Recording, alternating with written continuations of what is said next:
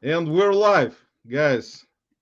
Thank you everyone for stopping by today. As you can see, today we got a little bit of a different crowd in our live, guys. So we are really sorry about that. That you guys expected one thing, and again, I put up a clickbait title and thumbnail.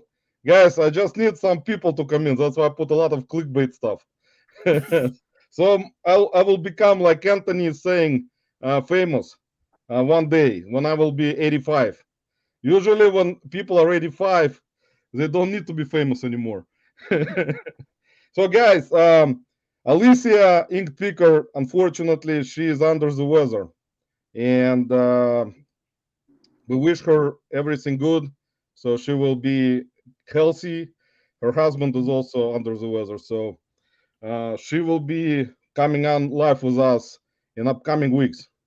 So, guys, we apologize that I didn't change thumbnail because I got back from the beans. I was very tired and I fell asleep almost in the car.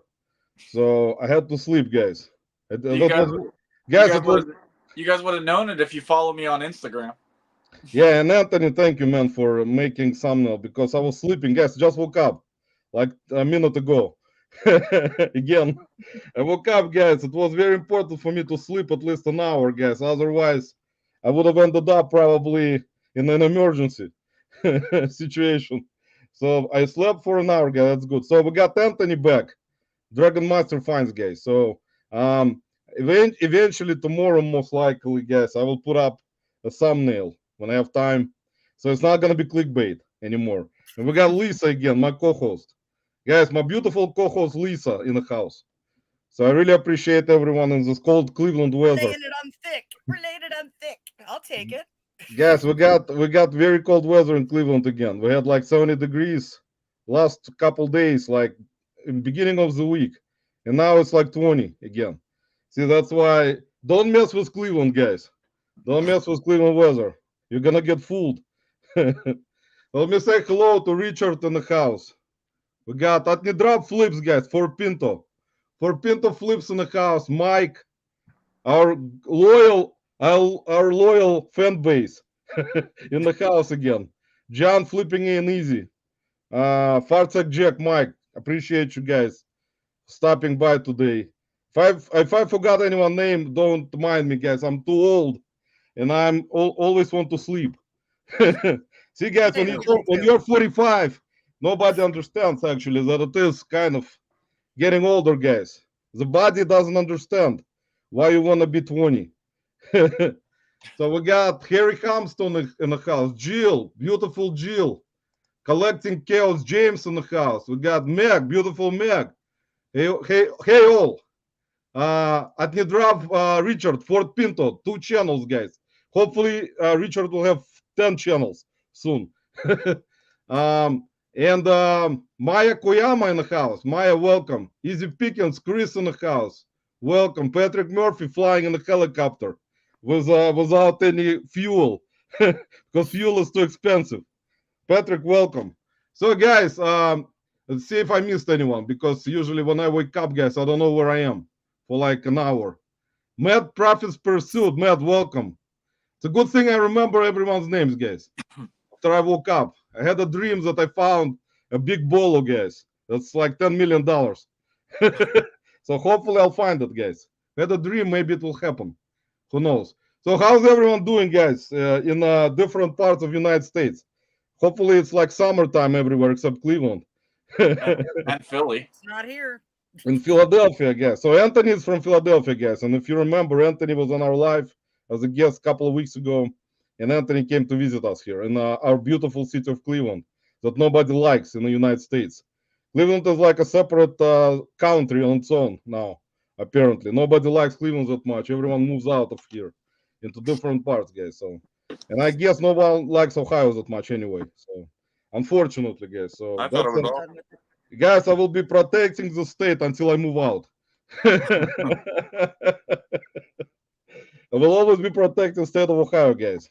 So Anthony, thanks, man, for coming in to replace Alicia. Yeah, no Um, problem. yeah, it was really nice of Anthony to come on a short notice, guys. It was like me and Lisa, we were trying to figure out what to do. I would have went live and talked for 10 hours myself anyway, most likely, as I usually do. But I said today, most likely, guys, I was so tired from the beans that I would not be able to do it. Because I don't know how, like, you go to the beans for 8 hours and come back without any rest and try to do a live for another 10 hours. But the important thing is, did you find anything good? Guys, the important thing, actually, yes. Guys, we got another guest. Guys, we have another guest today. This is You and the Owl. That one's Guys, not as I I slept. like owls. I slept with this owl when I got back from the beans, guys, because it was warm and it was actually not saying anything. So it was very nice of the owl to let me sleep. Too many jokes. Guys, see, it has the wings on the back. We're gonna do whatnot right now, guys. It's deep dit. So, guys, we got this beautiful owl with feet that needs to be washed. Has dirty feet It from needs to the be worse beans. because it was in bed with you. Guys, and it spent time with me in the bed, guys. So it has more value now. So see, guys, it's $39.99 originally. This is Hansa, guys. That's a good brand. Write it down, guys. Take out the voice recorders, pens and pencils. In case of Ben, Rocky Top Flipper, he got a lot of markers. So Ben, if you're lurking, man, write down with your marker. Hamsa. It's a Hansa or Hamsa? Hansa. So this owl, guys, it can turn its head. Look, it's looking at you right now straight forward, and then it can turn. See, without turning the body, it can turn the head. And then it can turn the head again. See, You're it having can way too look much at you fun with that. backwards, like an Exorcist movie. See, it can turn the head 360 degrees, guys. So, guys, that's an owl. That owl is a bolo, guys. That's a good bolo brand. This owl sells for $50. At least from what I found on the sold comps. So Wow. $50 plush, guys. Again, see, don't overlook plush. Write down, guys. Like Cernak Connection says, pick it up. If you see it in the beans, guys, pick up the owl. It wants to go home with you. So that was one of the finds. And I had some other finds, guys. It's in another room. I will get it later when Anthony will start talking instead of me. Oh, Oh, actually, guys, I found no pressure. I found some earrings. See, I found some earrings, guys. This is I find earrings everywhere. that wasn't actually I think I've shown it before. Maybe I didn't, but I found earrings there. It says 14 karat gold, guys. See right here on the box. So I don't know, in the box actually.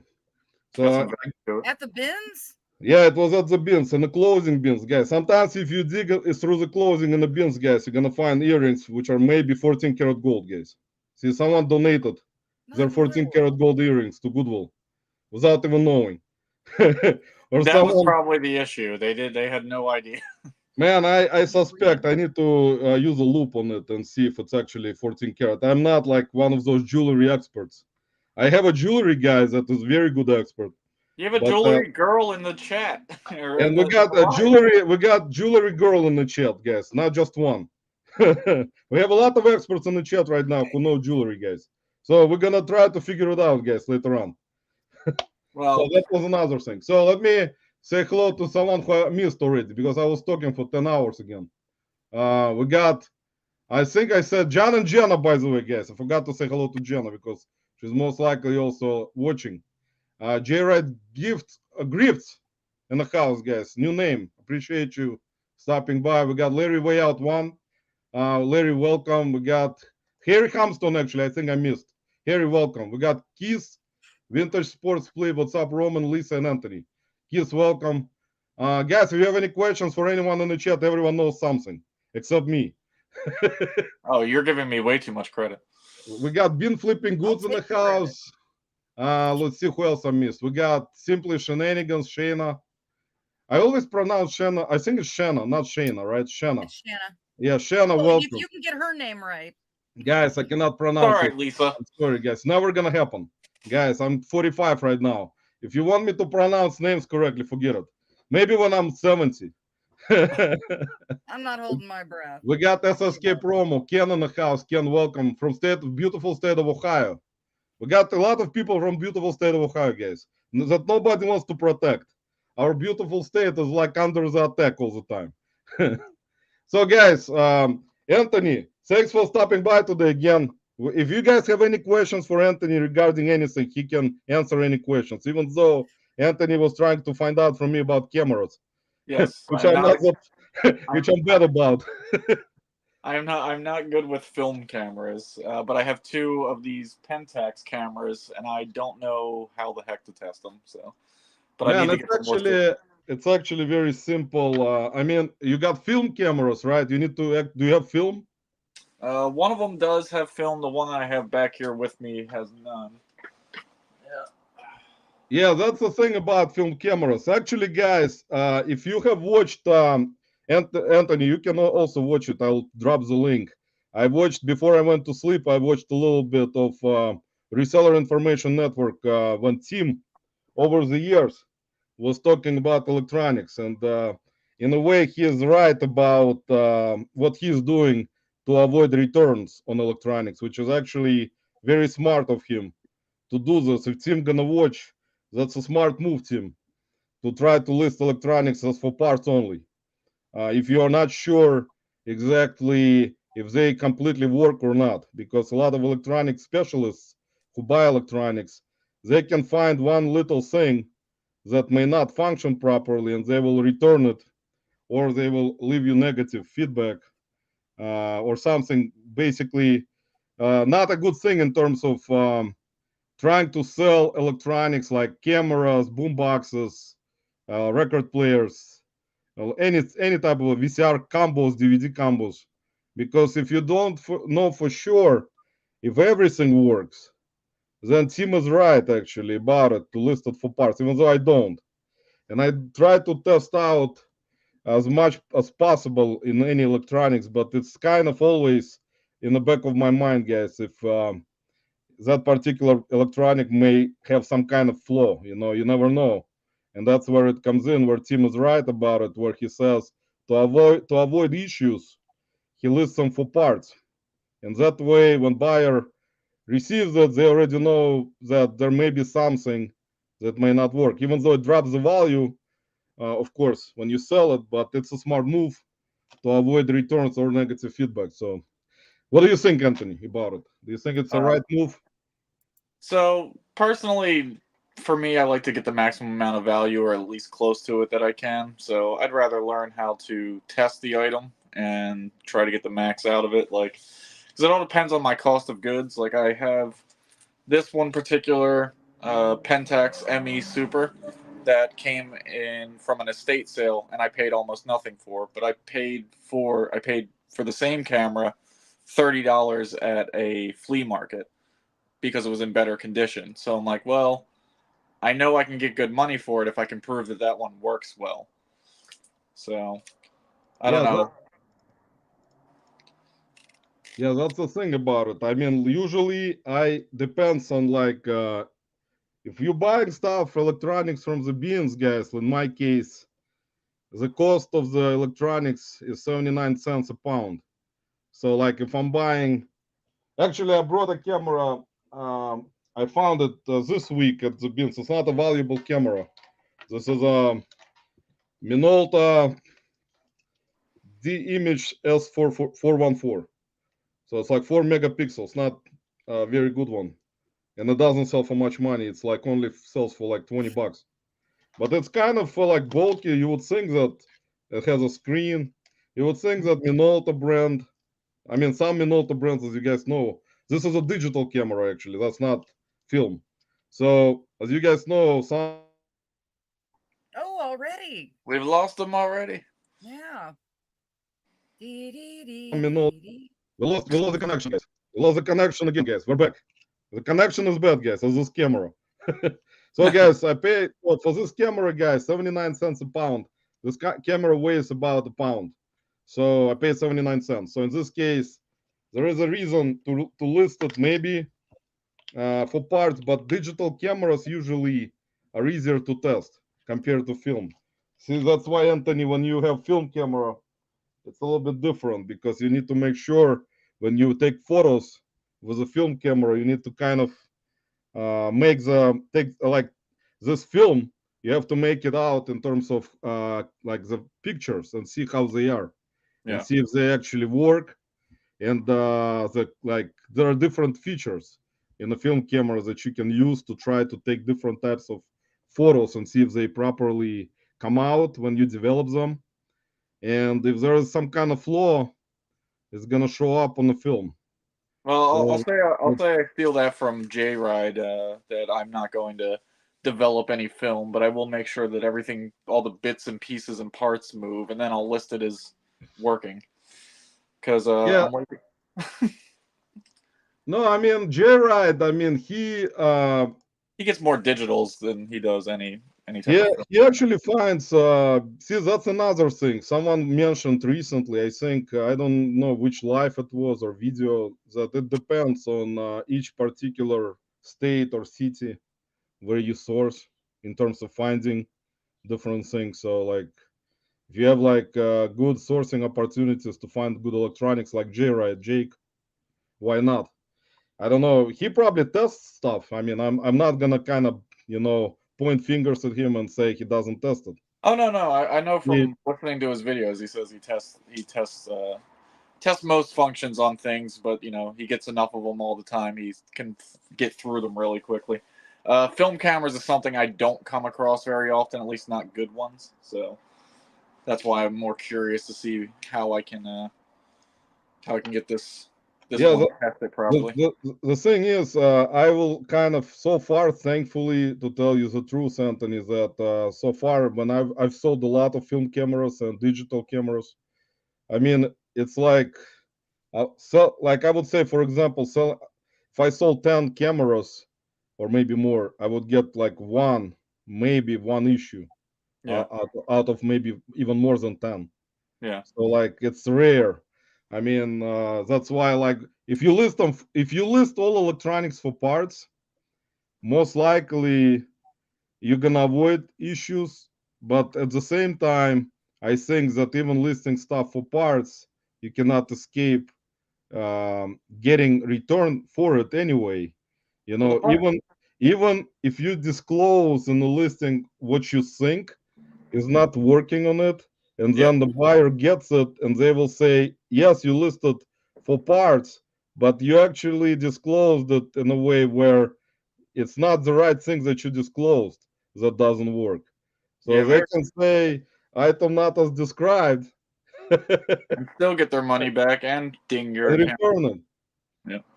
Yeah, I don't list most of my electronics that I think are going to have any type of issues. VCRs, DVD combo units, that type of stuff. That's really easy to test. Just hook it up to my TV where my PC is, and then pop a DVD, pop a VHS into them, and easy peasy. But yeah, this type of stuff, cameras and things like I have a whole pile of you know, I bought lots of cameras from eBay to try to flip on eBay, untested lots. I just need to get the proper chargers and stuff so I can charge the batteries. And I've tried looking for the generic battery charger that's supposed to work like universally, and I just never find the right ones that work correctly. So I have a whole bunch of untested cameras. I was on the phone with Lissa last night though when I bought a charger for a should be should be a potentially like $250 camera. So hopefully that comes in the next couple days and turns on, and fingers crossed everybody I could use the sale. Well, we know that I've learned that selling any electronics, even sealed brand new in boxes, some scammer's going to tell you that 4 out of 5 things in there don't work, so they can bend you over and then sell them themselves. Yeah, that's the thing about it. Who people who are knowledgeable, Lisa is right. Who people who are knowledgeable, they will test each particular component. If it's a camera, we're gonna take example as the camera guys, and they will know specifically what to check. And if you're amateur and you don't know exactly how to test them properly, specific features, they're gonna catch you, and you're not gonna be able to say anything in a message because they're gonna point out something that you're not familiar with, and you're gonna have to Google it, like most sellers do, like also me, and see what it is. And that's when kind of you will try to kind of message them back, but they will know, guys. That's the thing about it. That's how they try to catch you on stuff that you're not familiar with in terms of certain electronics. And the only, in my opinion, guys, the only easier ones are VCRs and DVD VCR combo units or cassette tape decks. That's where you can test them easily, as there are not so many features as in camcorders or cameras. So that's a little bit different compared to some other more complicated electronics. So that's why that's an issue with cassette tape decks also, and I sometimes will list them for parts because you're not sure. I actually had an issue where the tape will work when I had it, and then Yeah. when buyer got it, the tape was eating, like it would eat the tape. So Yeah. that's like, and you can tell the buyer it worked, but it doesn't anymore. Yeah. So that's why you kind of want to prevent that and list it for parts in a way. So Anthony, what was going on? Let me say hello to Soda City Flips Shane in the house, guys. We got let me scroll down, guys, because I'm always behind. We got Silver Hair Stacker, gold hair stacker. Todd in the house. Todd recently decided, guys, that the price of gold is dropping, so he will start buying gold instead of silver. So he'll become gold stacker now. Gold hair stacker. Let's see who else I missed. J Philly Retro Toys in the house. Appreciate you all guys stopping by. LKL Keys. Cannot even pronounce stuff again in the house. Max, last week's guest in the house. Max, welcome. What happened to his hair? It moved down here. Max, no more here, guys. That's it. If you're just coming in, I guys, thought I left Lisa. Andy Someta in the house. Andy asked what happened to Alicia. Alicia is under the weather, guys, so she'll be the guest in upcoming weeks. So we rescheduled Alicia. So we understand, guys, that health is much more important than any lives, YouTube world, eBay, problem customers, anything. So Alicia, wish you to get healthy and your husband, No, you won't, John. so you guys feel better. And it is more important, guys, than on being on alive. Much more important. And there you So go. Alicia, where did your hair go? From Andy. Andy Someta, guys. With the so funny comments. so to answer J Philly Retro Toys' question real quick, we have this ongoing joke because we go to we go thrifting together sometimes, and there's a thrift store that has had, you know how some thrift stores separate their what they think are expensive items, they put them in a glass case. They had some N64 Nintendo 64 games in their glass case. Started off the prices at like $120, and then I think at their lowest they now have them listed at what they sell for on eBay. And we keep going in there, and they've been there for like a year now. We're like, if you just move these a little bit cheaper, you'll actually sell them because they're the most popular video games for those video game systems. That's nice. That's a good knowledge. I forgot last time, Anthony, if I asked you about video game stuff because you like to sell. Yeah. You're one of those video game hunters, resellers. Well, when I first got into this, I was following Phoenix Resale, and that's how I kind of found everybody else and got into it. The only problem with that is I don't sell on Amazon, so I don't have those, the access to make more money on Amazon than you do on eBay. And two, video games are not that abundant here for low enough profit or low enough prices to turn a quick profit. So I don't really focus on video games. I do still try to pick them up though if I'm in yard sales and stuff like that. That's cool, man. That's actually important because there are a bunch of millions of other resellers looking for video games. That's like gonna be number one thing this summer at garage sales. Will be number one thing next summer. This stuff will never go away, guys. So wake up at 3 in the morning, guys. My advice, if you like garage sales, wake up at 3 and go to garage sale at almost like arrive there by 4 a.m. So you're gonna be first in line to get a video game. Yeah, look for those ones that start at 9 a.m. and make sure you're 6 hours early. Make sure, guys, believe me, it's true actually, because I know this already by going to garage sales for many years. And if you wake up at 7 in the morning and get to garage sale at 9, forget it. They're gonna be, unless you ask some buyers at the garage sales, I mean people who do garage sales, if they have video games in the house, as you guys know, and learned from other lives and YouTube videos in the past. I don't do that, by the way. I know a lot of people, live off of what they call, picking up items on the ask. And I'm like, if it's not out on your table, I'm not harassing you to see what else you've got inside your house. Now, if I see something, if they got jewelry, but well, I mean, all right. So I guess my theory behind it is, I might ask if they have anything else related to something. Like if I go to a yard sale, and I see Power Ranger toys, I might go like, "Hey, do you guys have any more of these?" But I'm not going like you see people in these videos a lot of times go up to an 80-year-old man and they're like, "Do you have any video games?" No, just keep moving on to the next sale. Yeah, man, that's I ask about it at most. I mean, all actually. There is maybe a couple that I don't, but usually I do all the time. It's just kind of I gotten used to it throughout the years to ask. I mean, it's just some. I also ask for vinyls a lot and media. That was like my favorite things in the past were vinyls, but I still find vinyls now. But I mean, with vinyls, it's also depends on, of course, if it's some kind of band, if it's some kind of rare vinyl. So it's like not all of them go for like really good money on like some video games. I don't So know. that's For me, it's like it falls in that line of, I also don't really haggle, which is why I don't like to go to flea markets, because I don't want to haggle with everybody the entire day. I just want to. If you have your stuff at a decent price, I'll buy your stuff. I haggle all the time. That's my I kind can't. of thing where I do all the It time. makes me. You It can makes me like me or not, uncomfortable. guys. You can like me or dislike me. I do haggle. That's why I always have an issue when there's someone trying to criticize resellers about trying not to get something cheaper. So that's kind of stuff that I kind of don't like.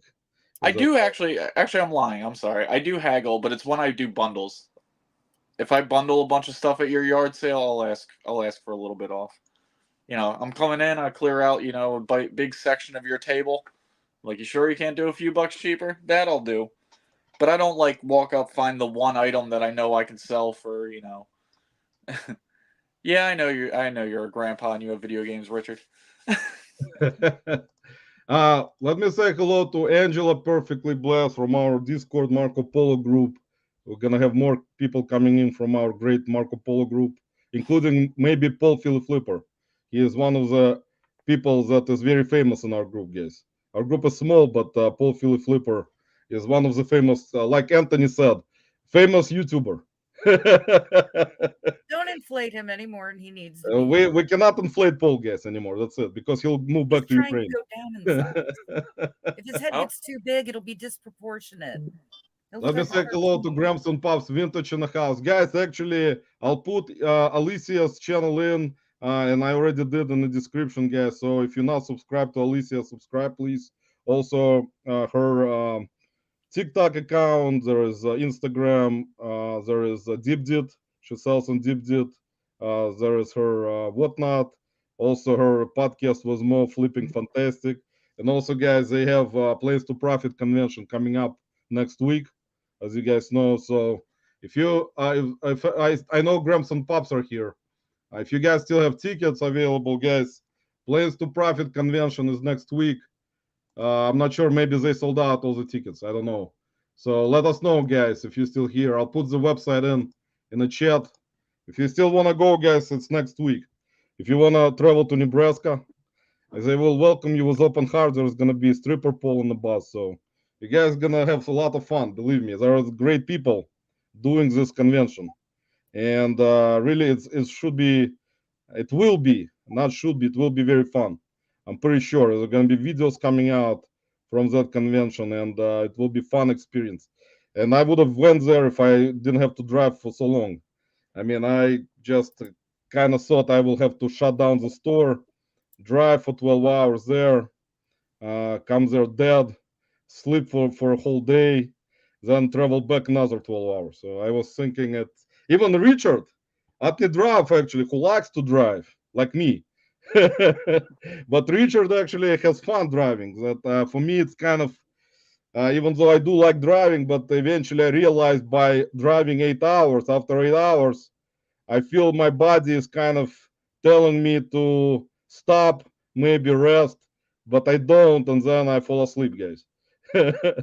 So usually not a good thing. Don't fall asleep behind the wheel, guys. That's not a good thing to do. I lost And an uncle guys, that way. I'm putting everyone's channels as usual in the chat, and I'll put Anthony's also in the chat. Anthony, sorry, I forgot about you, man. Guys, so please subscribe to Anthony.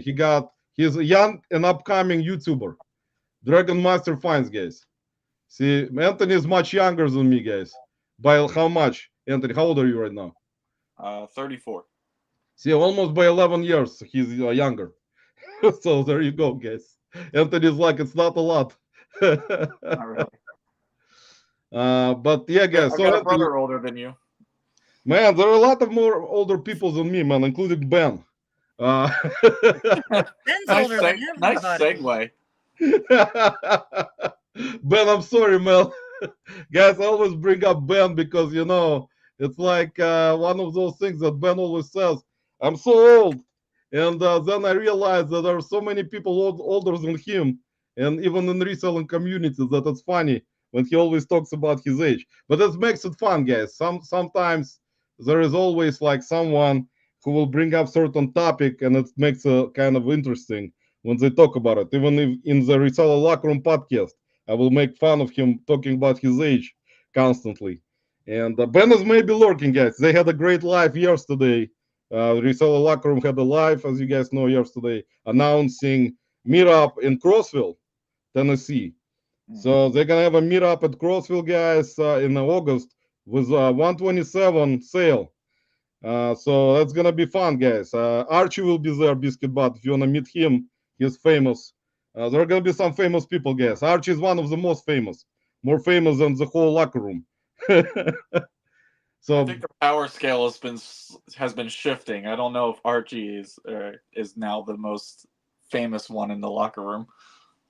Marie, welcome. Marie Perlet in the house. We got Lucky 19 T's in the house. Welcome, guys. I really appreciate you all stopping by. Here's Angela. And we talk, me, Angela, Amanda, Nicole, Paul Philip Flipper sometimes, and Jake. Guys, Yakov Benz. Don't forget about Jake, guys. He didn't go live for a while, but he's in our group. He's a Marco Polo member of our group. So he's very, very important part. We got Gino's Finds. Hello, I'm looking for the most unprofessional resellers. Gino, you found them. At least me. You found me. I'm one of the most unprofessional. And I don't sell anything. And I'm not even a reseller. I just do lives for resellers. And I don't get paid for it. Free lives. So, Anthony, how was your week? How was your sales? How were your sales?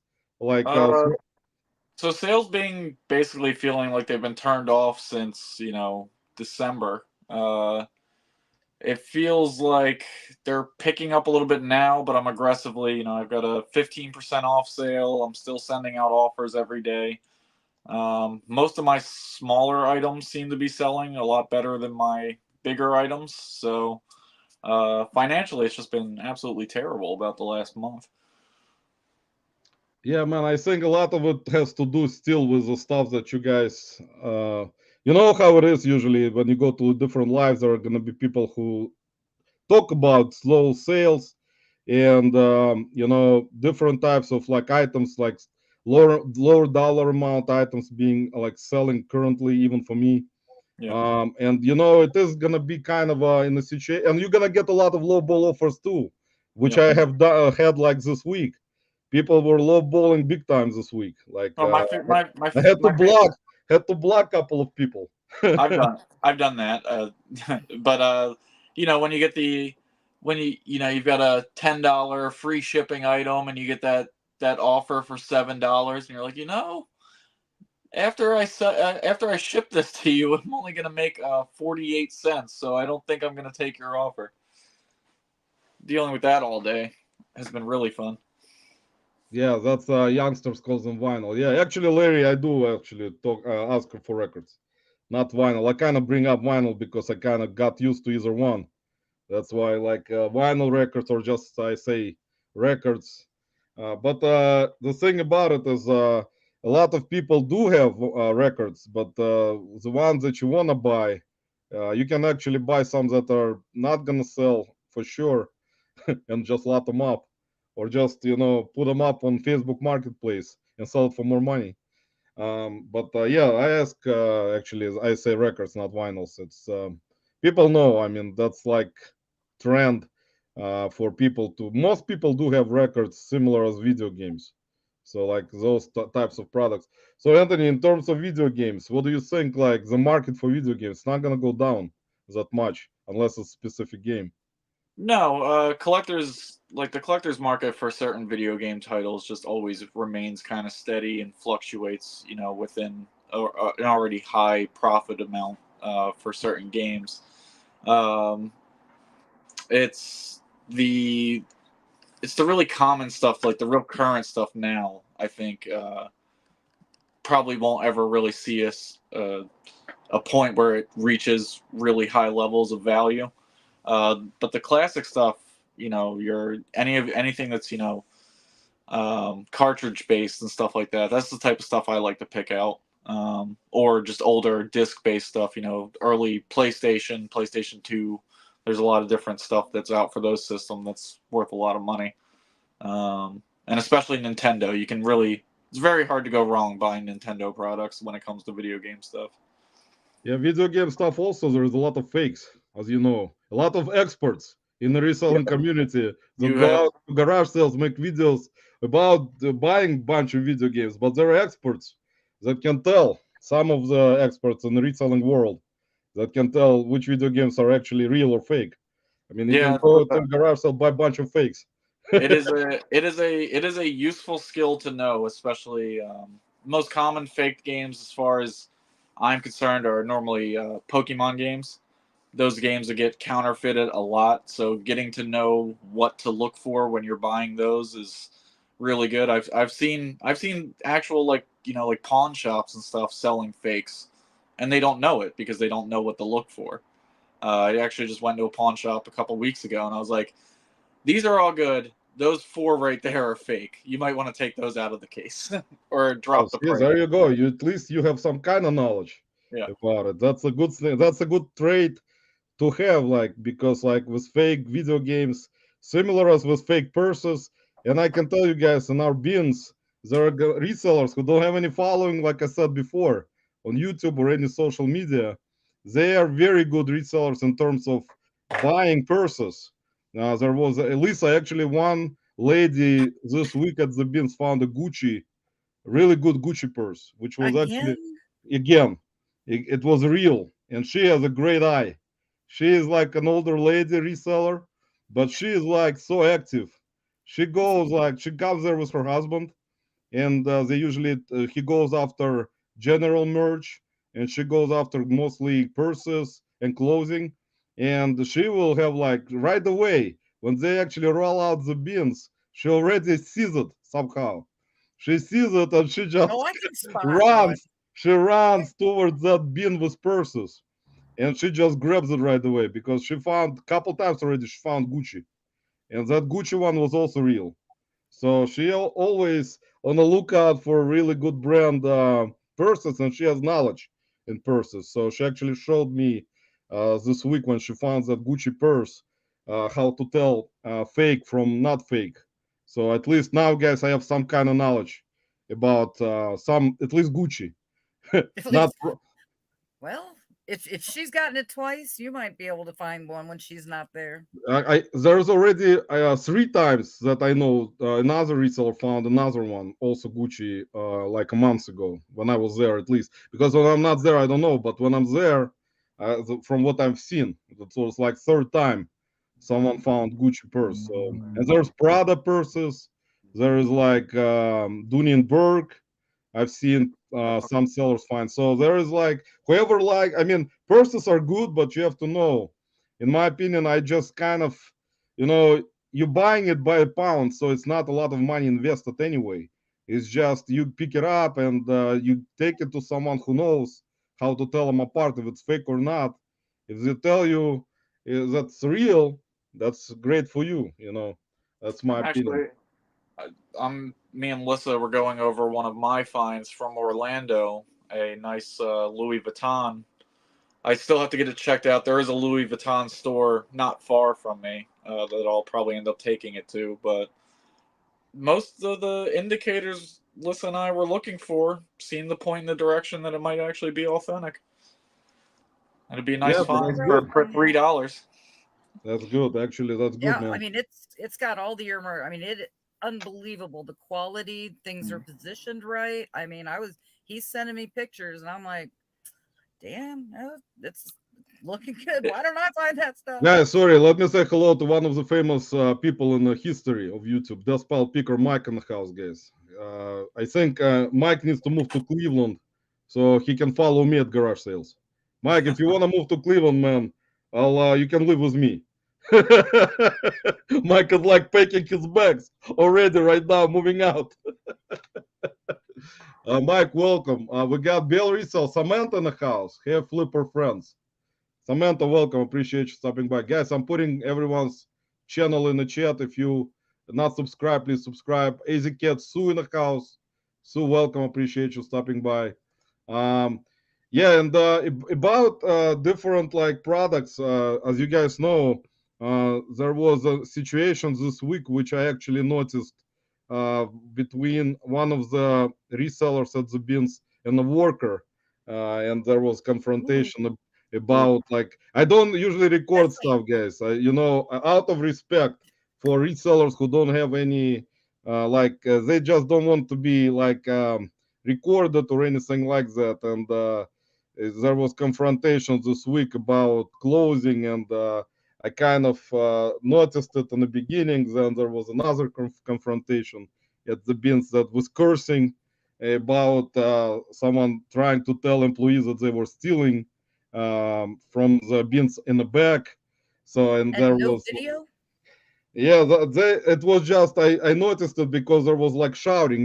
They started to kind of curse at each other, and I noticed it. And from the back, one of the employees and one of the resellers that is very knowledgeable reseller in clothing, like vintage rock band t-shirt, single stitch. He was arguing with an employee about apparently them stealing stuff in the back, but it's not proven anything like that. It's just I guess he somehow noticed something. I don't know, but it is what it is, guys. And I think, in my opinion, it's not like something that happens like like just now. It happened before. I mean, I'm pretty sure that some of the Goodwill bin stores or Goodwills, regular Goodwills, they go through certain things and they will pick out some stuff. So if someone notices, they can tell them. But I mean, nothing much will change because it is what it is. And there's going to be some kind of confrontation about it all the time that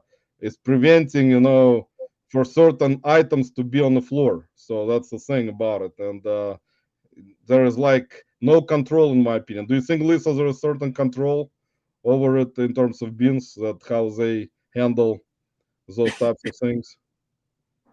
That place is a free for all. I mean, I worked for Goodwill, so I can only imagine that it's just a lot of people that are like, it's above my pay grade. I'll just let them go at it. Sorry. And Maria saying will be in Gianni Bresca in end of March. So there you go, guys. John, 27 sales for the weekend so far, no big sales. See, there you go. Not bad, Larry. Not bad at all for the weekend. It's not bad. I mean, I don't know. I don't know how much stuff gets picked by the people in the back of the store at a Goodwill or in the bins. But I will tell you, it's useful to make friends. Like I have a friend who I've known for a long time who works at one of my Goodwills, and he'll give me a heads up if they ever, if he sees anything that they put out on the sales floor. Like he won't pull stuff for me because that's not right. Somebody beats me to it. They beat me to it. But he'll be like, hey, we got some cameras in, or we got some calculators if you want to go see if there's any of the ones that you like to pick up here. So he gives me that little insight to come up to his store instead of doing my usual thrifting route. Yeah, that's the thing. I mean, that's understandable. In terms of like environment, beans for me are number one. I mean, I love that stuff. I mean, I would go into battles. Who will get there first? And like it's always funny how they put some stuff like they will roll out bins and put heavy stuff on top like all the time. Like they will put Christmas trees in the boxes, then they will put bunch of hangers, bunch of like Christmas like decorations, vacuum cleaners, and everything smaller is usually on the bottom. It So fits you through the bottom. That's how you see. You're a little bit more diligent than I am. You'll dig through to the bottom. I tend to. So what I normally do when I go to my bins is I clear out one corner of one of the bins, and then I start to just shuffle everything into the corner and work my way across all the bins. But I don't always dig straight through to the bottom because, yeah, like you said, sometimes you swear to God they're putting cars in those things and wheeling them And out on the they boy. put so much stuff.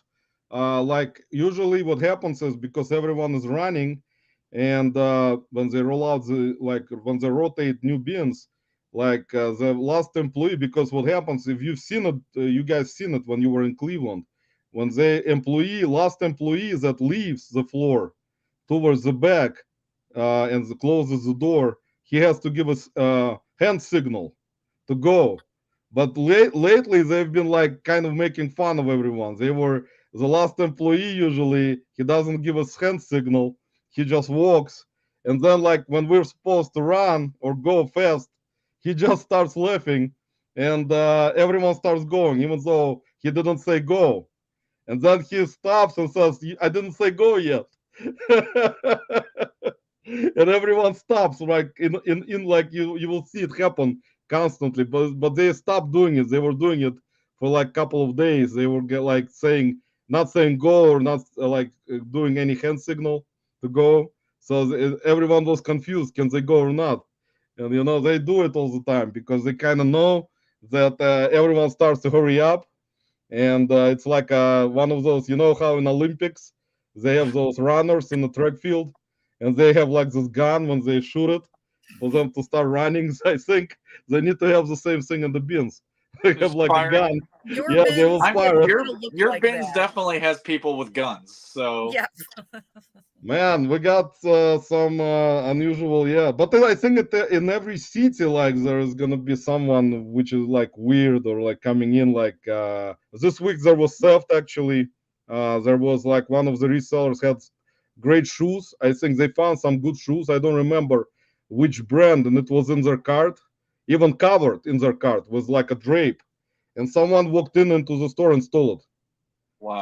from their cars. They just took them and left, and they were like, this lady started to scream, and she's like, "Who took the shoes?" And like because she opened the drape, and they weren't there, and they went to the manager, and they have cameras in the store, and they looked and they saw who it was, but the person was not in the store, so that person already left.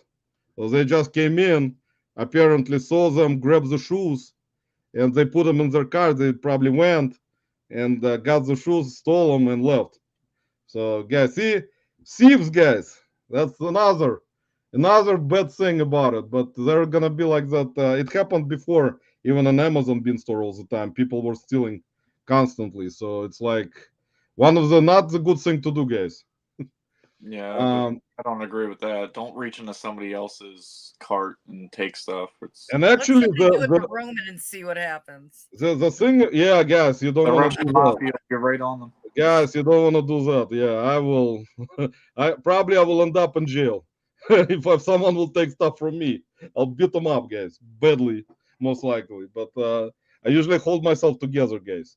But I usually cover my card with a couple of drapes, so it's gonna be difficult. You have to put a lot of force into it, to try to steal. But yeah, guys, that unfortunately that happens, guys. So nothing you can do about it. My And bin. Yeah. Larry is saying, me, Todd, Richard, and Ken are older than you, than me.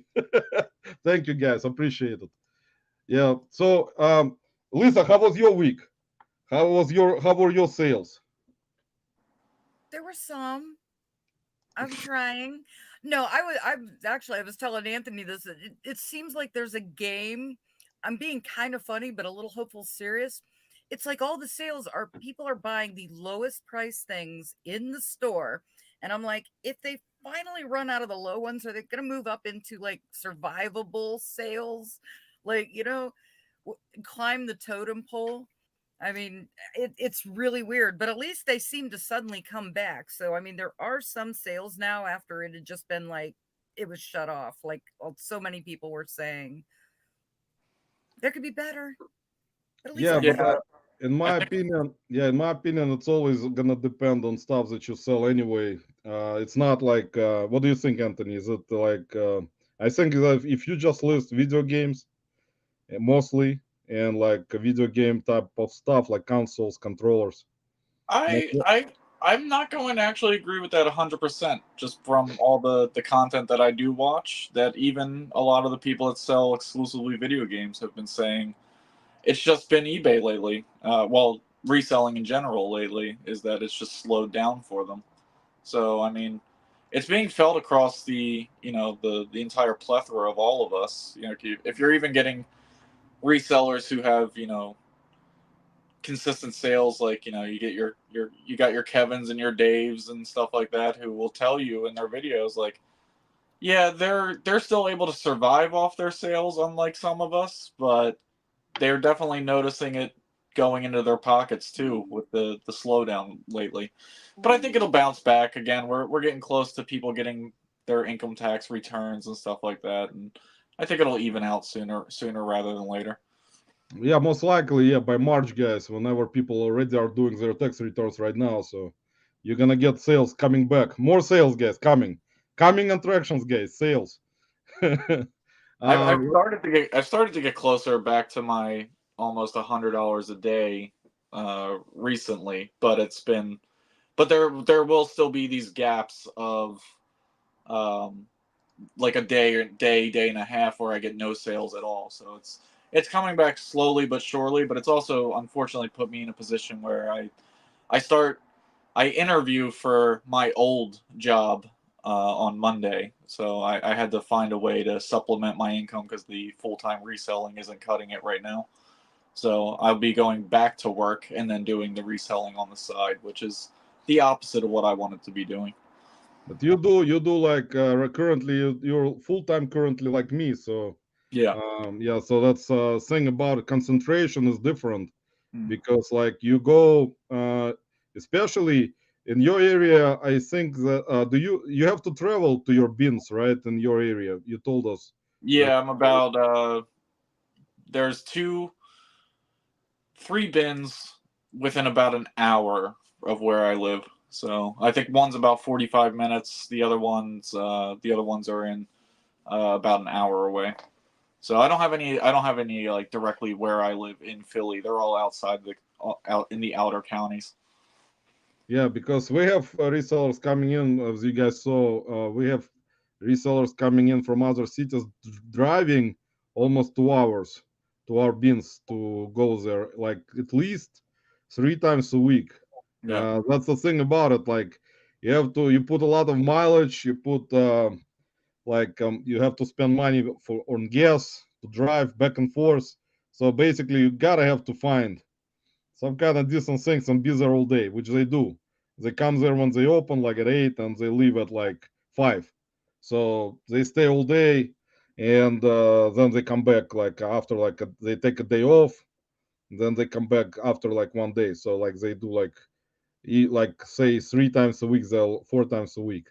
They'll Yeah. come they come back. But it's not like from other cities, which I've noticed, which is actually happening in other places too. Like people will travel to the bins and drive and just spend time there, buy stuff because you're buying a lot of stuff. I mean, people live with like 3 carts.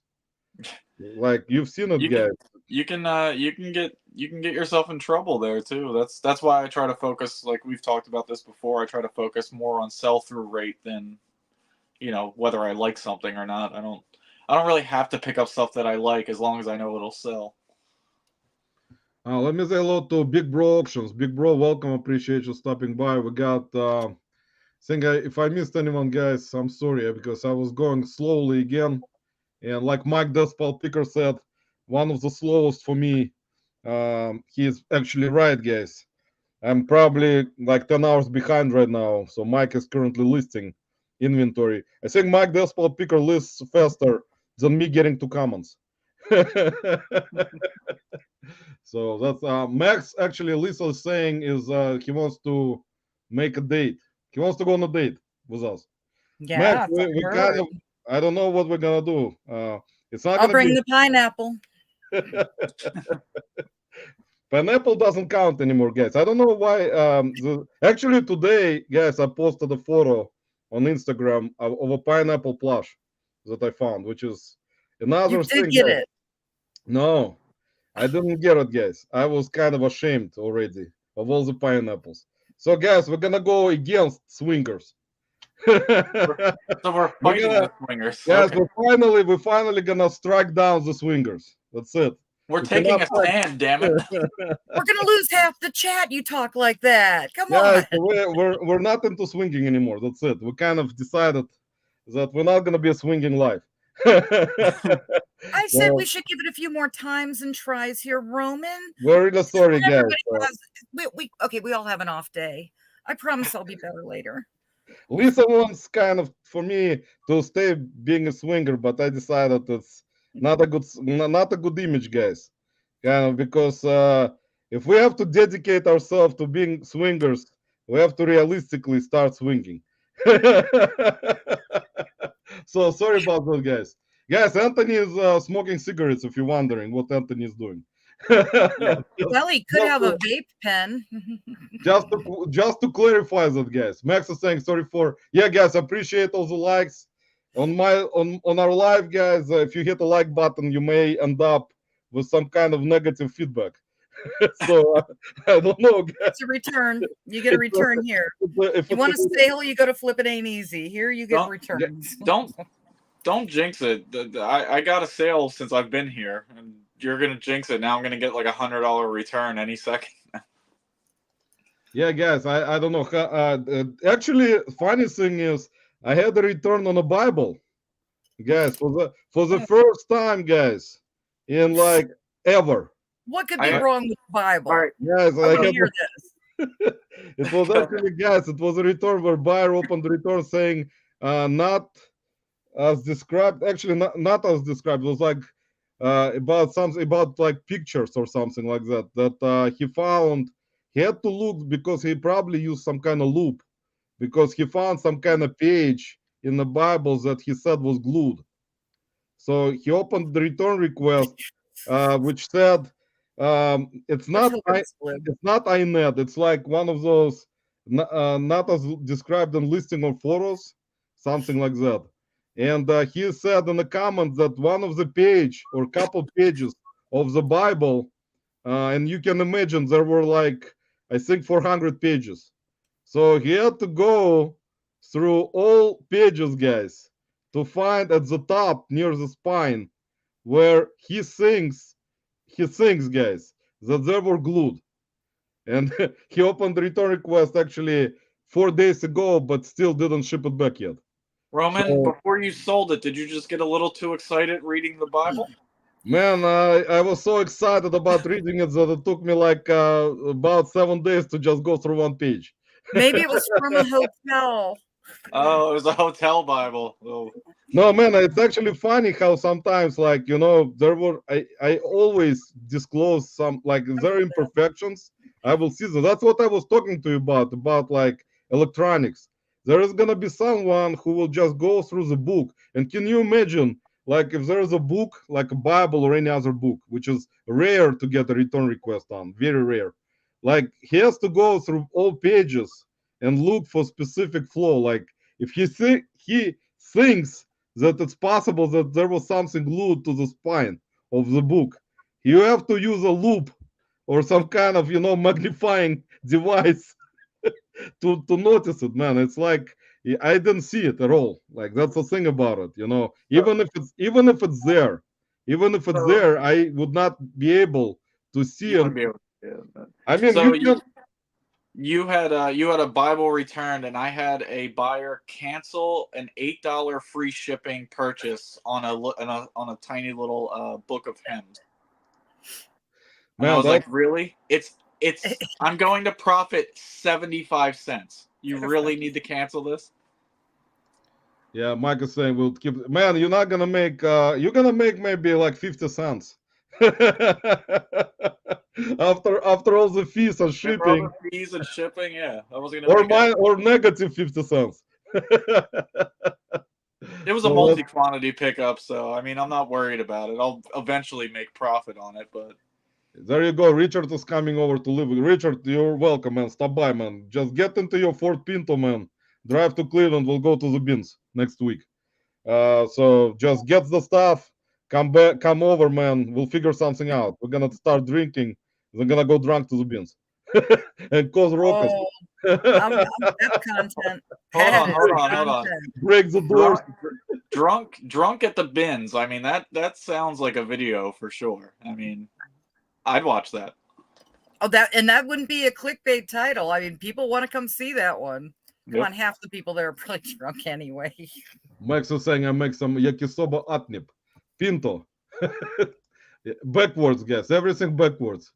That was one of the returns, guys, which was very unusual this week for the Bible, because I never had, like, that was the first time. That was very unusual, guys.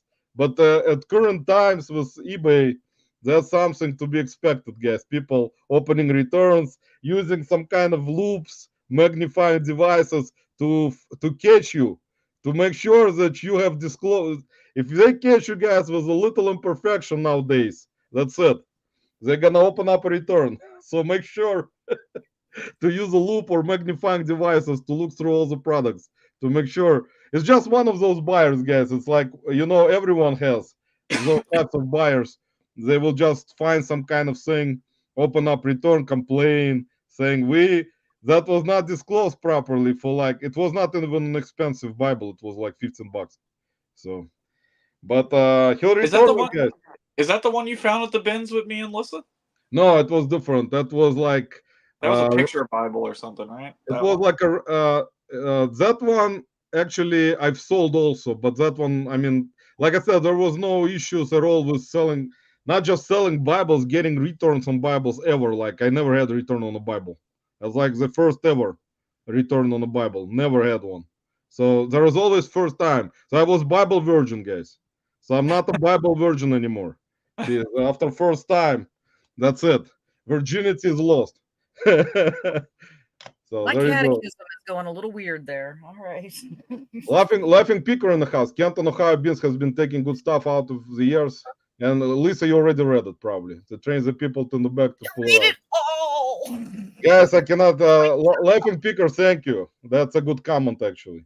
It took me about 2 years to get to it, but I really appreciate the comment. Yeah, that's actually true. That's true in regular So Google. Roman, Lissa has sent you the thing that I sent her about the weird little, they want to start sectioning off blocks of time for picking at the bins. Has that I guess started? they already did on the 12th, In starting the, the 12th. in the Canton Beans, they actually have done it on February 12th.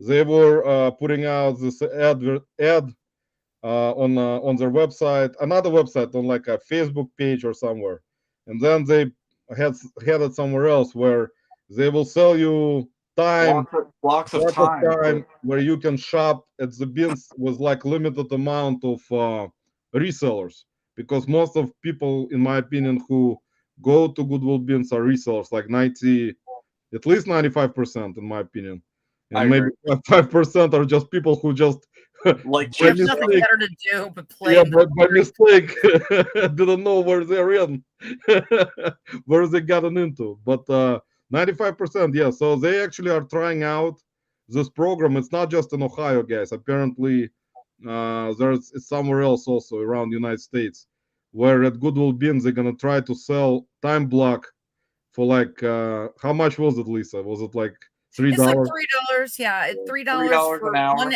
hour. But the thing is the problem you see with that is they're only going to allow so many people in. So there could be like 40 people that show up when the bin's open, and they're only going to like let 10 of you in, and the rest of you either have to wait around for the next block, or, you know, it's like you show up at say 2 o'clock just because it's your lunch hour and that's the only time you can show up. And they're like, sorry, we've already got people in there. You have to wait an hour. I mean, they're building it up to fail so badly. I mean, whoever came up with this crack ass idea is Goodwill came out with this because insane. I think that's what they realized is that, you know, the problem is how they gonna make a decision on who is on the line supposed to go in and like be the first ones. I mean, if there's people gonna be coming in, they have to line up and have specific like numbers that they can print out by maybe they should have it on their website where someone, it's like, you know, lottery kind of thing where you click on something and you're gonna get certain number. I mean that you're gonna arrive and then you're gonna be in the line with that number, because otherwise it's gonna create a lot of fights. Because I mean, Yeah. people who are religious bean shoppers like me, they will come in like at certain time when the store opens. They're gonna line up, try to line up fast.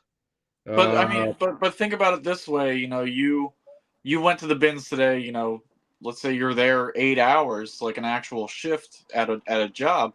You just would have had to pay Goodwill $24 for your privilege to shop. That sounds absolutely asinine to me. Yeah, well, that's how they make money, man. That's like one of those things that Goodwill doesn't care about that much because they get everything for free, and then they actually have guts to price everything up in their regular stores through the roof. And then when they send it down to the bins, because nowadays, guys, as you understand, with prices being so high in regular Goodwills, a lot of good stuff may end up at the bins because people will not pay for like because I've seen at regular Goodwills, for example, like say cameras, for example, like Anthony was talking about digital or film cameras.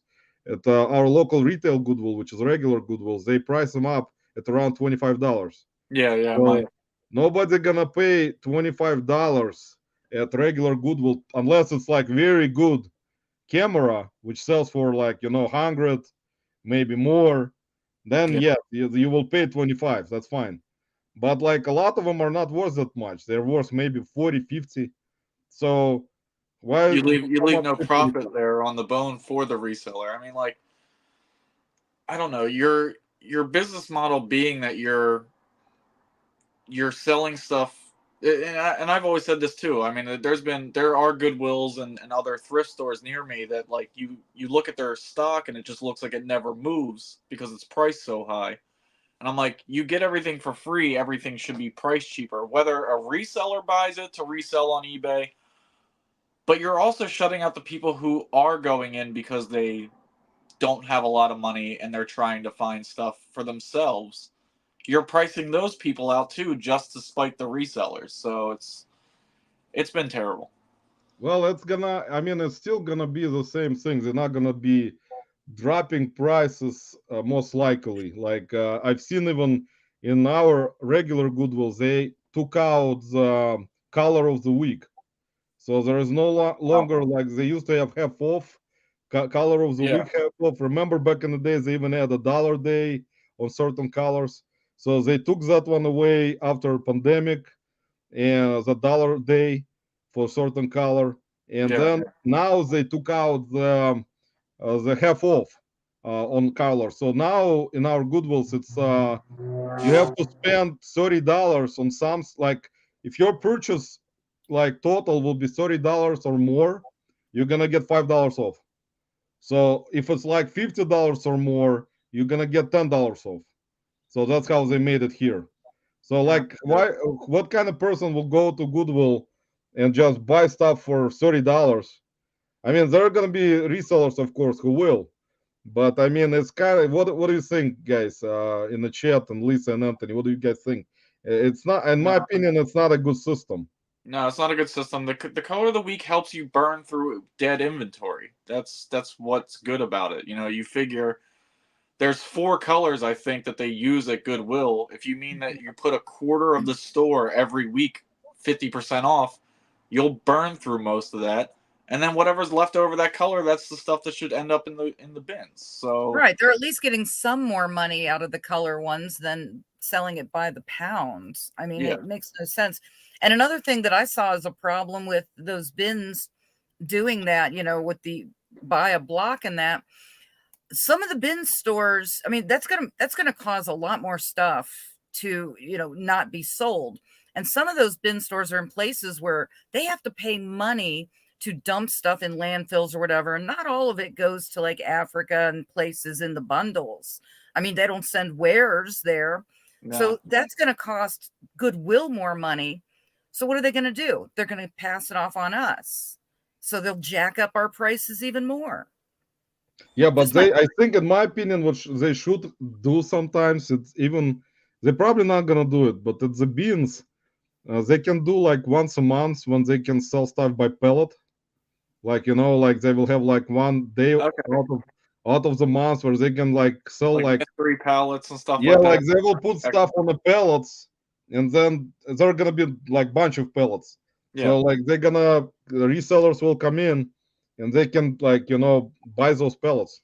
If they Yeah, I think that's a good that would be a good model too. I mean, it's not like they're going to listen to us. I want to get to Alex asked if it was Roman's bins. No, Alex, it's Lissa's local Goodwill bins is the one that initiated this system. Or Yeah, I didn't get to Well, it there's yet. around her. several others Yeah. in select cities. There's around the more. country There's now. more, but that's the one that strikes closest to them. And I don't know if my Goodwill is going to implement this or not. I haven't been there in a while. Yeah, that actually depends on the area, guys. It's like with all the sourcing opportunities that you get in different places in the United States, it all depends on where you are. That's why a lot of YouTube videos, guys, and lives talk about resellers, certain reseller opportunities in terms of sourcing, if it's profitable enough to do it full time or part time.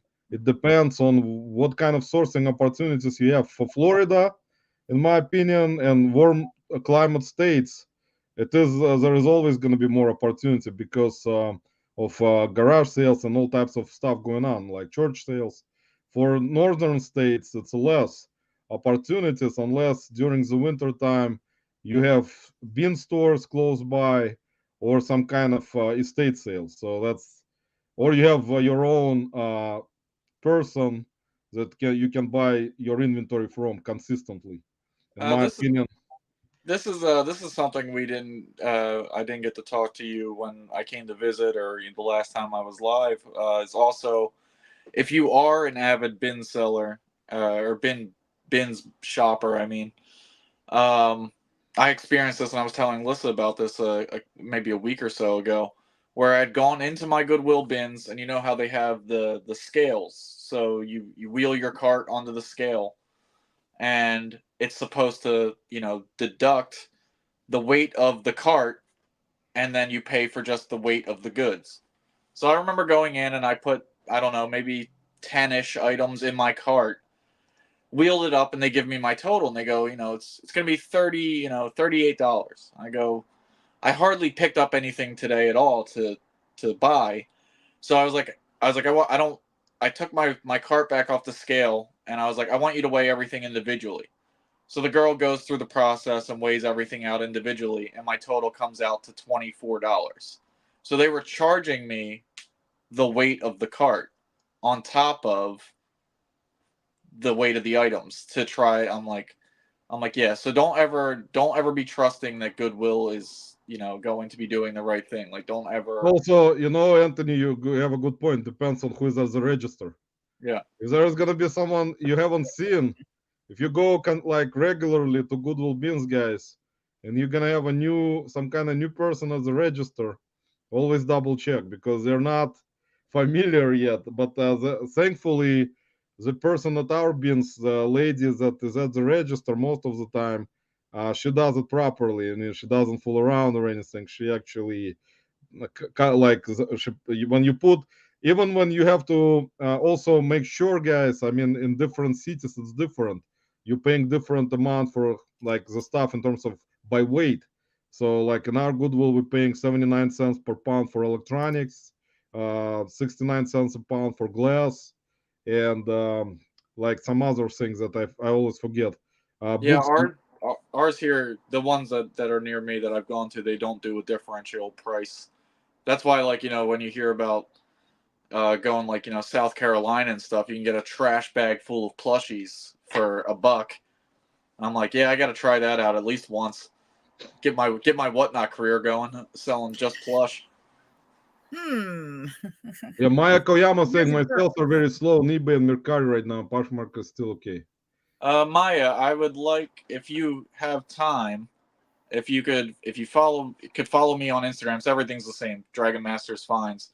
I have questions about Poshmark because I've been cross listing recently. I get a lot of shares, but I have not gotten a single sale out of cross listing so far. You do cross list to like Mercari and Poshmark also, right? But you Yeah. didn't. You started recently. Yeah, I started recently, and I don't do it. I'll pick maybe an hour every other day, and I'll go through a bunch of listings and cross list them manually. Or well, I use Flip. I don't want to use one of the paid I use services. Flip. Yeah, I use Flip too. Actually, I didn't have any issue. It's good. And it's just, but it's been not generating sales whatsoever for me. I have had no Mercari sales. Poshmark, you have to share. Like you have to put a Flip has an option I to have share. it. Mine's constant. I'm constantly gaining followers. Like just now, I got the notification 30 times that my listings were shared, or somebody shared my listings, or somebody followed me. But I can't beat a sale out of that at all. Yeah, Poshmark, I have it on a loop of sharing. Like I start sharing it like every day, like in the morning, and it just like goes on and doesn't stop. So it constantly shares. And when I use it, like when I start using the app on a computer, sometimes it will turn off the sharing, but you can set up the timing for certain, like if you share it to everyone or you share it to your followers. So there are different. Mine's on it does it 6 times a day. So like every 3 hours. Yeah, let me say actually, so I don't forget, Big Bro Auctions, guys. He mentioned they do YouTube auctions on Tuesday nights at 7 p.m. Eastern time on Treasure Scavengers, Amber and Mike channel. If you guys want to check it out, I put Treasure Scavengers channel in chat, the link to their channel. They do it on Tuesday nights, and Big Bro is also part of their auctions. He does his own auctions. So, guys, if you want to check it out, check it out. I'm still here, by the way. Yeah, Anthony, we know you're still not in the bathroom right now yet. So no. I think he's sharing his posh closet right now, but he has to do things on the phone. He can't be on the camera too. And Big Bro Auctions is, if you have time tomorrow, stop by my live. Yeah, so Big Bro will have his live tomorrow, guys, at 5 p.m. Eastern time on his channel, Big Bro Auctions. Already put it in the chat, so you can check it out, guys, if you would like tomorrow at 5 p.m. Eastern time.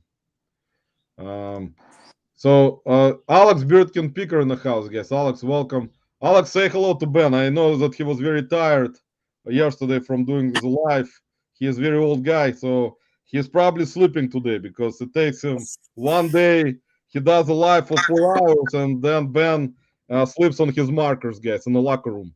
He lays them down. Yes, yeah. It was actually fun live yesterday when they were announcing the meetup. Ben was very excited, guys. He said he'll be the oldest person at that meetup. So if you guys want to pay respects to Ben and visit, pay respects. We're killing him. Pay respect to Ben, guys. We're killing off Ben now, guys. Guys, Ben is no longer available, guys. That's it. Now we're gonna summon Ben out finally. Yeah. Because Ben was like very excited about all this meetup. I have to give him props. I mean, the guy is like always like he's so loud when he starts his like locker room podcast. He's like, "Welcome to the locker room," and you can hear him outside. When I go outside, I put the locker room on. I can go outside with the window open. I can hear Ben like 10 miles away. the way he does it, but it's cool. He has like those TV TV voice, guys, like those TV news and stuff. He has like a deep, like a loud voice, so that's good. Um, Alex, we're doing good so far right now. We were trying to figure out what the hell we're doing today. But guys, if you're coming in just now, Alicia Ink Picker is under the weather. So we had Anthony on today to replace Alicia. If you're kind of getting in and surprised where Alicia is, just wanted to update on the information. So everyone is looking at the clickbait thumbnail that I put out and kind of looking at it and thinking, what's going on? Why is Roman putting out so much clickbait lately? Matt Bearded Pocket Tuber in the house. Matt, appreciate you stopping by, man. Um, and actually, I can tell you guys, like for clothing stuff, like if you like to sell mostly clothing, beans, in my opinion, is the cheapest way to buy clothing by pound because like at some places it's even less than here. It's $1.79 a pound for clothing here in Cleveland. Beans somewhere else I heard it's like $1.49. So it's like you can get a bunch of clothing because clothing doesn't weigh anything. So you can buy like on shoes. Very important part, guys, shoes. Even though it are beans, the Find shoes some are that are gooey. yeah, the shoes, guys, are really some of them are in like somewhat decent shape, but most of them are like torn to pieces because like that's how they end up at the bins, guys. They just somehow put them in a big crate, and I think they put some kind of weight on top that all the shoes are like They bent. just all get crushed. Man, they're like like you have to take them home and just try to straighten them out or use some kind of straightening tool so they're straight, kind of not dented, because they're pressed down, I think, and I think that's how they end up that way. Some of them are in a really bad shape. I mean, like with like holes or like torn, cracked soles. I mean, it is what it is. But at regular thrift stores, you're gonna find them the same way sometimes. So it's like nothing surprising for me. That's the thing about it. So what in video game, Anthony, right now, do you have like currently? I know that you collect stuff and you're one of those collector for now people that collect stuff and then they sell it. It's like me All in this the stuff, past. most of this stuff here is staying. I repurchased my childhood recently, so And John is saying I had a lot of them Bibles come back today. The guy said he couldn't read them. They were KJV. King James Version, guys. See, that's why. Apparently, guys, it has to do with the version. So if you cannot read it, I found the Bible again today at the bin, so I'll list that one. Even though it was also a vintage Bible, leather bound, one of the favorites. Leather bound Bibles, guys. People love those. Even though I don't remember what year, but they're kind of older. I've gotten two Poshmark. Maya is saying she gotten two Poshmark sales since the start of the live. Now I'm afraid to hit the like buttons. They'll be actually see that's a good thing. Something is working on her live, guys. If Maya is having Poshmark sales, guys, most likely have some kind of luck today. So you will not get any returns, most likely. So that's a good thing. Actually, I found another very cool thing, guys. Check this out.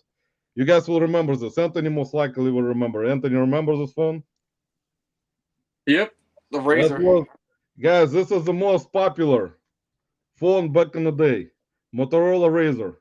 Hmm. I found it at the bins, guys. Too In a bad it good wasn't a too bad it wasn't a pink one. You could charge the pink tax for it. man, pink ones actually sell for right now for decent amounts. Check Yeah, they out do. the sold counts. That is a real thing. If there's like if digital cameras or you find them in pink phones, like old phones like that, you find them in pink. It's called the pink tax, and people pay up more money for them. Those colors, yeah, and also there's a red one. The Razor Red. actually red, pink are the highest ones in terms of sell through rate, and I think the amount that you can get. Silver, black ones are not that much. Even though this one works, I already charged it to see like if it's working. So it does work. Screen is intact, but I will keep it for memory because I had this phone when I was younger, guys. When I was not 45, back in the day. When I was I still 25. have I still have every single phone that I've ever had since March of 2000. I've kept them all. Yeah, I know. Everybody's like, sell them. Why? Yeah, that's the thing about it. I mean, like people buy, like you're gonna find a lot of phones. I find older phones. I found, I think, another one recently. Let me see if I have it here. Yeah, I found this one, guys. Remember this one? This is a BlackBerry. A BlackBerry, okay. You guys remember that one too? That one is another great one. I wasn't that rich. Found I one. like was the my favorite was the T-Mobile Sidekick, the one that flips out when you hit the Yeah, I side. That was remember. mine. I love that was my favorite one I ever That was had. my was the favorite. That was my Sidekick. favorite phone. So, guys, we got some cell phone museum. No, Guys, that's my nightstand. guys, I'm gonna go to Verizon tomorrow, and they will still connect this. Did they still buzz listen? Cute, Anthony. I got it. It's 9:25 on a Saturday night. Yeah. Guys, it's only 9:25 Get out of my Eastern time. Get out of my nightstand with things So if buzzing. you're not drunk yet by this time on Saturday night, if something is wrong with you guys, you have to get drunk by this time, especially watching this live. I got herbal tea. With I'm no reseller. rocking it out. So, right. guys, tomorrow I'm going to, on Monday, I'm going to Verizon and I'll tell them, guys, I have like a nostalgia, or like, what do you call it? Like when you miss something, nostalgia. And Nostalgia. yeah, and I will tell them, guys, connect this for me, please. I want to be 25 years old again. I want to remember when I used this on a pager. I had like a bunch of pagers, guys. I remember I had 3 pagers that were like, I was so happy to get some kind of page, guys. It was always buzzing, and you're like, wow, I got a page. So popular. Man, it was exciting. Lori is in the house, and Kyle, happy picker. Howdy, howdy. All right, guys, my hold on. Alicia has changed. Lori, unfortunately, Alicia is in the house, but it's Anthony. All right, guys, let's see. Let's hope the audio doesn't cut out. I got an offer. Let's see how bad of an offer it is on eBay. All right, respond to offer. I have a Funko Pop listed for $16.89 plus $5.70 shipping, and I have an offer for $10. Yay or nay? How much you paid for it? $5. So I'll break even on it. Man, well, how long you had it? It's only been listed like a week and a half. And you tell me to have a fire sale and just Man, I don't know. You can counter offer. I mean, it's not been listed for long. So, I mean, unless you want to just sell it right away, so you're gonna be breaking even. Yeah. It's up to you, man. It's up to everyone how they do it, man. You know how it is. Take it and run, bearded PokeTuber. Funko Pops nowadays, it's like they're crashing. They're crashing bad. It depends, like which one. Like really, most of them are. Like there's gonna be a couple. Most are crashing. I mean, they started crashing. I think it was last year when they announced that they had to dump like 3 million Funko Pops into a landfill. Yeah, that's the thing about pops. Usually, like back in the days, there were really like bunch of them that would sell for a decent amount, and like you would sell them fast. Nowadays, that's why people do whatnot. I wanted to bring that up again. Like if you're buying Funko Pops, a lot of them, like bunch of them, you can try to sell them much faster. It's gonna move on whatnot or district auction, live auction. I need to find large lots of Disney pins. Apparently, that seems to be the way things are going.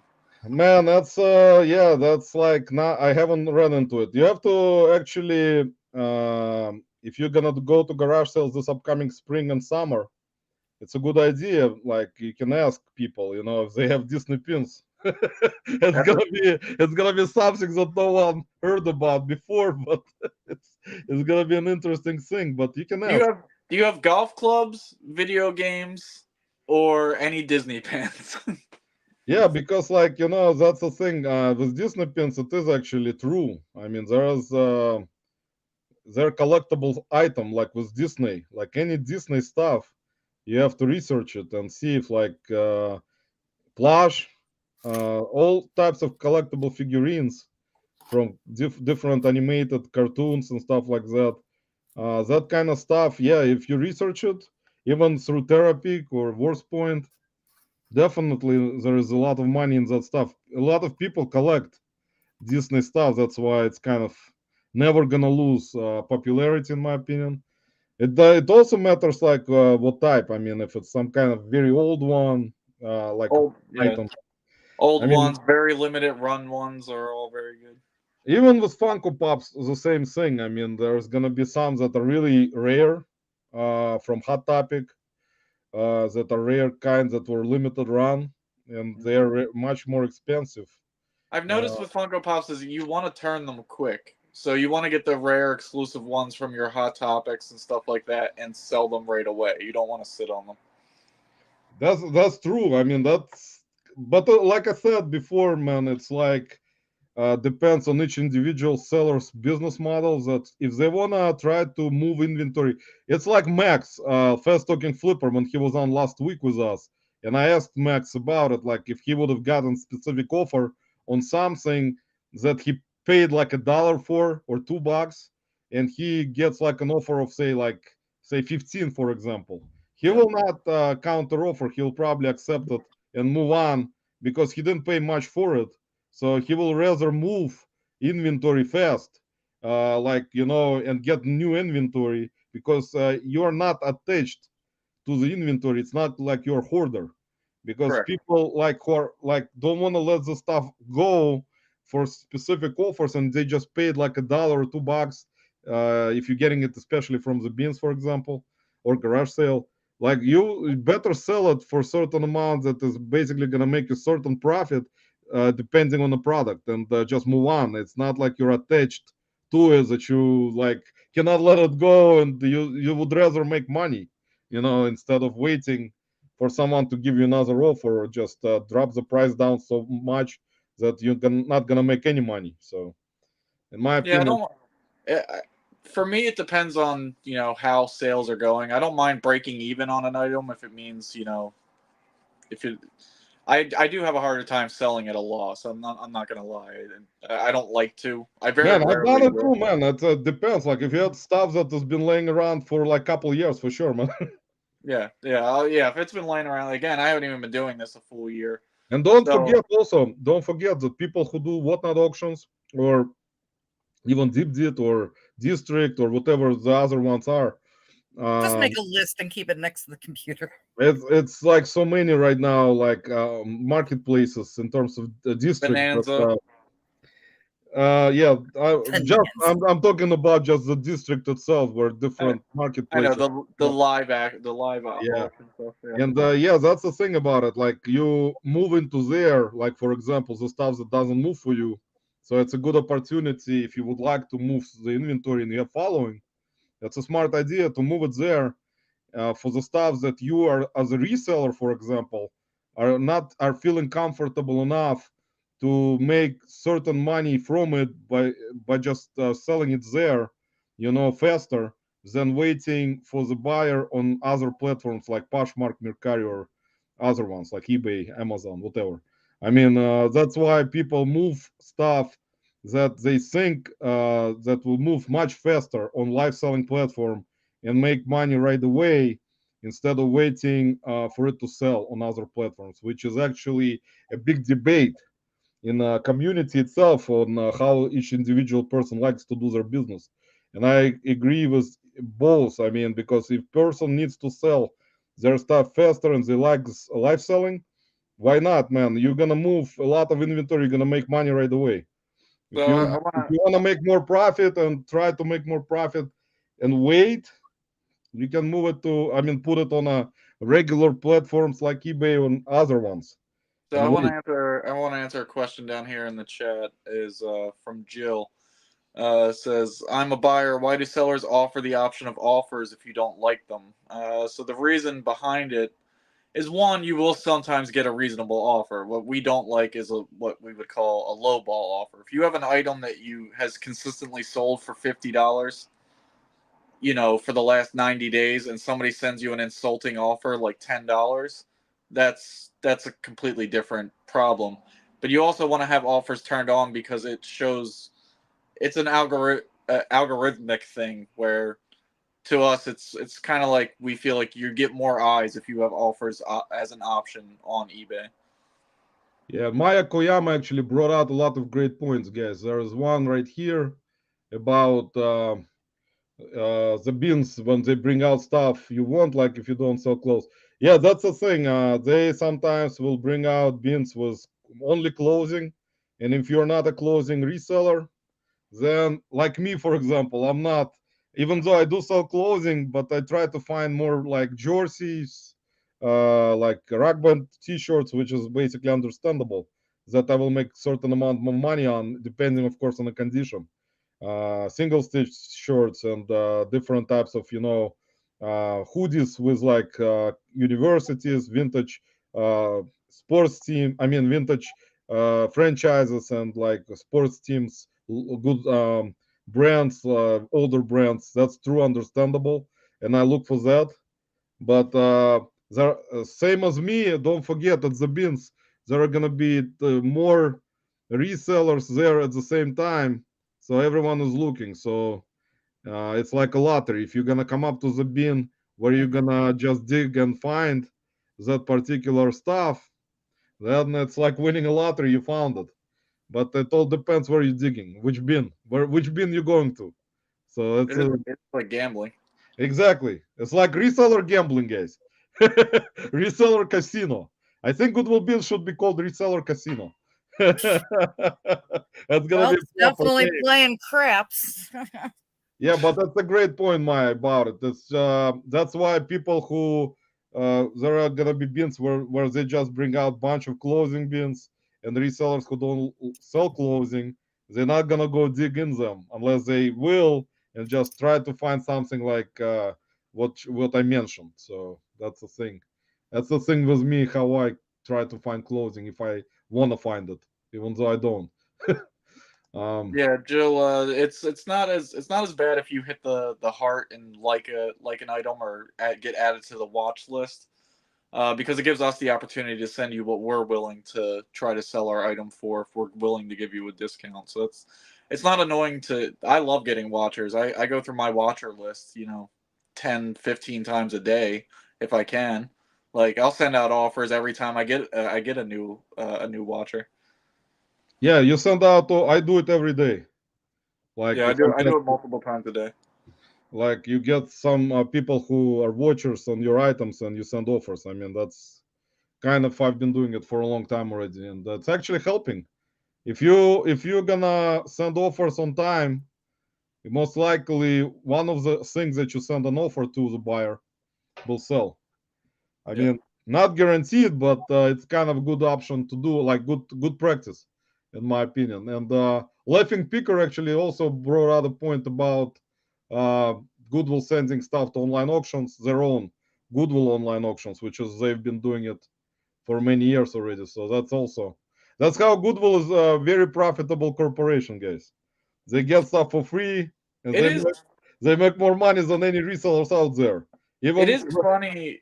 That's the type of thing that I realized with the shopgoodwill.com is that that's where all the video games go. That's why you can never. It's very hard to find good video games in Goodwill. You find them more in the bins than you do in the actual Goodwill store, which I think is pretty funny. Guys, did you see Lori's reel about crazy Goodwill find? I didn't, Lori. I have to check it out. I don't know if anyone in the chat did. Let us know, guys. If you did and if you liked it. It's very important, guys. Max is saying our Goodwill Hub has a weekly auctions here where they. Yeah, we don't have it, Max, yet. Yeah, we don't have that here either. Not yet. I have to go to Max, please, to see Gaylords. But yeah, it's a good idea to have Gaylords. That's what I was talking about. Pellets where you can buy them, and you have to have space too, Anthony. Also, if you, I think Max actually also brought up a good point about having space. If you, he said, if you're a bad reseller, if you constantly don't have like space to put your inventory in, it means that you're not doing something right, which is basically you're becoming kind of a hoarder instead of moving your inventory. That's why you're not getting enough space to store your inventory. So you better do something right to just start moving it, unless you have a bad inventory. It's like if so Well, inventory that nobody really needs. I think it comes with a learning curve too. Like, I picked better now than I picked when I first started. So yeah, I still have a lot of items left from when I first started. I mean, everyone learns throughout certain years and times they have been reselling. You know how it is with reselling. That's why a lot of people, a lot of resellers still every day, because like you will run into new things that you have never seen before, even though you've been reselling for so many years, and you still gonna have to research it, and you have probably not seen it before, and that's Yeah, why it makes it interesting all the time with this treasure hunt, which is that's what I live for, guys. Basically, to find treasures. Gotta get that's that why, like, fix, man. I do spend a lot of time in stores, like researching stuff when I'm out thrifting. Not necessarily if I'm at the bins. I mean, I do researching while I'm at the bins as well. But if I'm in like the brick and mortar type store of everything's priced, it gives me that freedom to kind of look everything up. But it's also why I like stuff that has barcodes and I like stuff that has model numbers. I very rarely will go after something that I feel is like I don't go after art. I don't go after, glass, things that I don't have any. I will research them as I shop, but I won't really pick that stuff up because I don't know what I'm looking at and I'm not going to waste the extra money on it for it to not sell at all. Guys, I will show you my recent stuff that I've been collecting. My interest now. I'm collecting Goodwill tags. I knew it. I knew it. Guys, I decided I got new things that I decided I will collect. Some kind of interest nowadays. Instead of collecting things that I like sports stuff, I started to collect Goodwill tags, and they're actually from the bins. They're the tags. But the best part about that will be when they become super collectible, and you go, I've got a 99-cent Goodwill tag. I'm like, oh my god, that's so rare. Man, I can tell you guys, eventually, who knows, like how Goodwill will change throughout the years. Can you imagine doing a whatnot auction on whatnot and say, guys, I got a bunch of Goodwill tags for sale. I'm pretty sure someone will buy it. Starting an auction at $1 for a Goodwill tags, guys. And I got so many. Look at the prices, guys. That's so funny. It's like $5.14. This was probably adult accessories, guys. See, adult accessories. Nobody knows what kind of adult accessories. $3.14. Well, you found a few interesting ones. $7.87, guys. By the way, your Ohio Goodwills have really weird pricing. Like some of the stuff I bought when I was out with Lissa, like I did buy some stained glass. That was a good one, guys. $20. $20. There you go. Some of the stained glass I found with Lissa where they were like $1.17, and I'm like, what the hell are with these prices? Yeah, but look at this, $2.74. How do you? We don't do odd numbers out here. It's really hey, North Canton had to be special, so that's why you had the weird price. Why is it 520? I mean, they have some kind of person in the back who puts the prices up, who calculates specific. I think they roll dice and just go whatever. Exactly, like in a casino, they have like the table on like a roulette, and they just roll the ball where it falls. They put the price up right away, like they roll the ball into the roulette, and that's it, like a casino. That's what Goodwill employees are doing, guys. They're playing a roulette on the back. It's called pricing roulette. So they mark different fields on a roulette table with those prices, and where the balls fall, they will price it that way. So we finally figured that out. It might be real. Yeah, exactly. Yeah. They probably also shop in the back. I know for sure. There are some resellers who ask me at Goodwill or Goodwill bins if employees check what they're actually rolling out onto the floor. Of course they check. They're looking at it and they're seeing what it is. I'm pretty sure there's gonna be employees agreement. If we find some kind of good thing, it's not gonna get on the floor. It's going to us. I So swear to God that all they do is they take your item, they look it up on eBay or with Google Lens, they find out what it's called, and then they go to eBay and they sort it by highest price to lowest, and whatever it says at the highest, that's what they try to charge you for at Goodwill. yeah, man, I'm telling you, Not sold listings, by the way. Listed listings. there is like a specific formula. I mean, there are so many different examples. Lisa, actually, I found a good book today, but I'm not gonna show you what it is because we're gonna get banned from YouTube forever. It's an adult book today, so I got it. We'll try to sell it, guys, on Poshmark. Okay. Got it. The book is called, guys, the book is called Kama Sutra. So if you I know knew what you were it gonna is, say that. Oh, and Yeah, your but- wife let that in the house. guys, I can only show you the back. Scan the barcode. Flip it through. Flip it through. Show it. Show it like a flip book. Guys, the front, guys, you don't want to see the content of this book. It's like, no, we cannot. I Yeah, may sorry or may about not that. already It have was- seen the with content. this content, May you not. know, with this content, guys, we're not gonna. There are some, at least I can tell you, there are some positions in here that are very valuable. Well, but I'm sure they need to do a modernized version of that book. Look And how some of those positions need to have ages on them. Like, do not attempt over, like if No, you're no, no. Ben's Do age, not half attempt of if them you're get over 40. Disney Plus. Only attempt when you're younger than 45 or 51. And look at No, Beth no. coming in now. The newest versions of those just have people on their cell phones. Guys, Anthony, actually, the new versions of it are all over internet. On OnlyFans. And that's important, guys. So we're not gonna show it, guys. It was a very, very unusual find at the bins. It's hard to find those types of books about. How Kama loud Sutra, did you guys. laugh?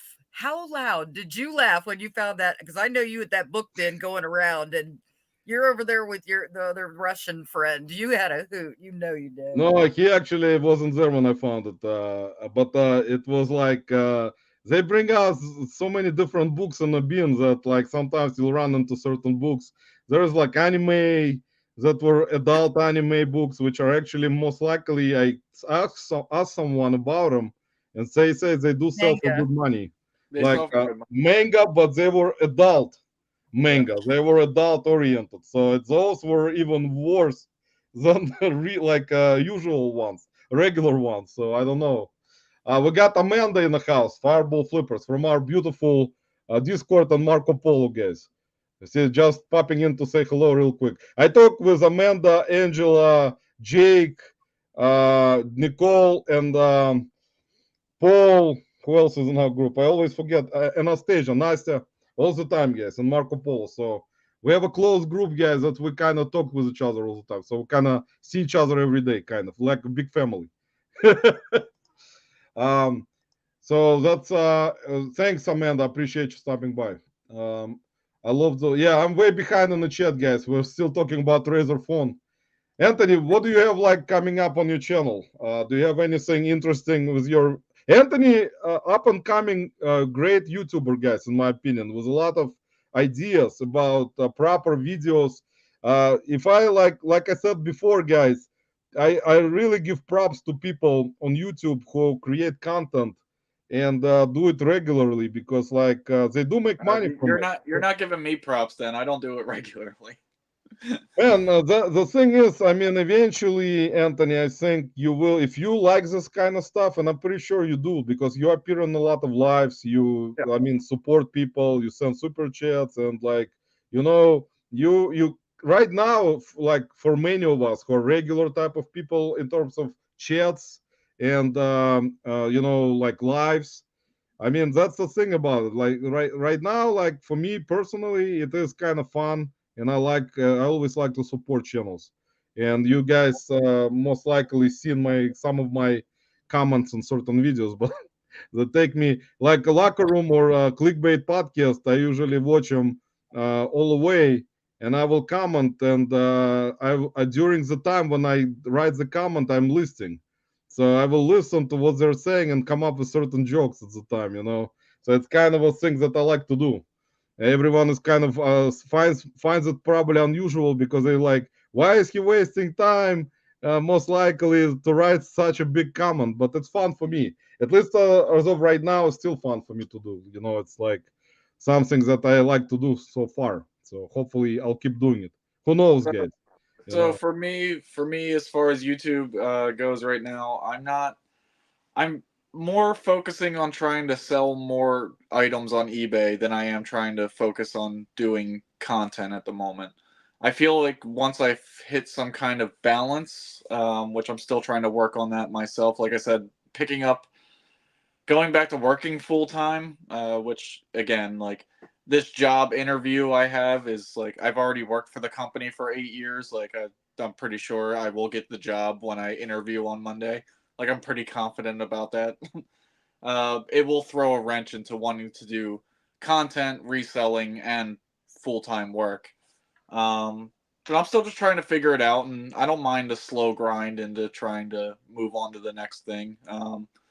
But I do have some stuff coming up. Like I just got approved today for reselling on Whatnot, so I posted about that on Instagram.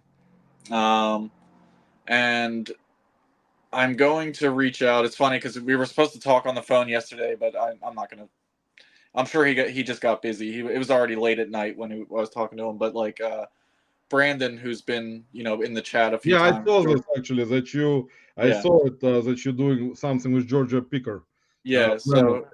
So he's gonna do his comic book live on Monday, and I figured the best way for me to do it was I wanted to do comic books as well. So when his show ends, I'm gonna talk to him like, hey, can you see if you can roll your show into mine? So I'm gonna try to reach out to him so we can collaborate that together. But yeah, my first Whatnot show will be on Monday, and it's the same name, Dragon Masters Finds. It's all one word, no apostrophe in the Yeah, let me put it. This is a whatnot, right? That's your whatnot. yes. Let me put it. Same guys as his YouTube channel. So if you find Dragon Master Finds, guys, which I put down in YouTube, same exact name, Dragon Masters Finds. Yeah, it's all one word though, no space, Right. no. It's all one word. Drag. I'm putting it in. Oh, I'm actually on my computer. I don't think I'll find it on the computer. You have to put it through your mobile, through cell phone. I think through the cell phone app. Maybe. Let me see. Oh, yeah. Actually, no. Actually, right here.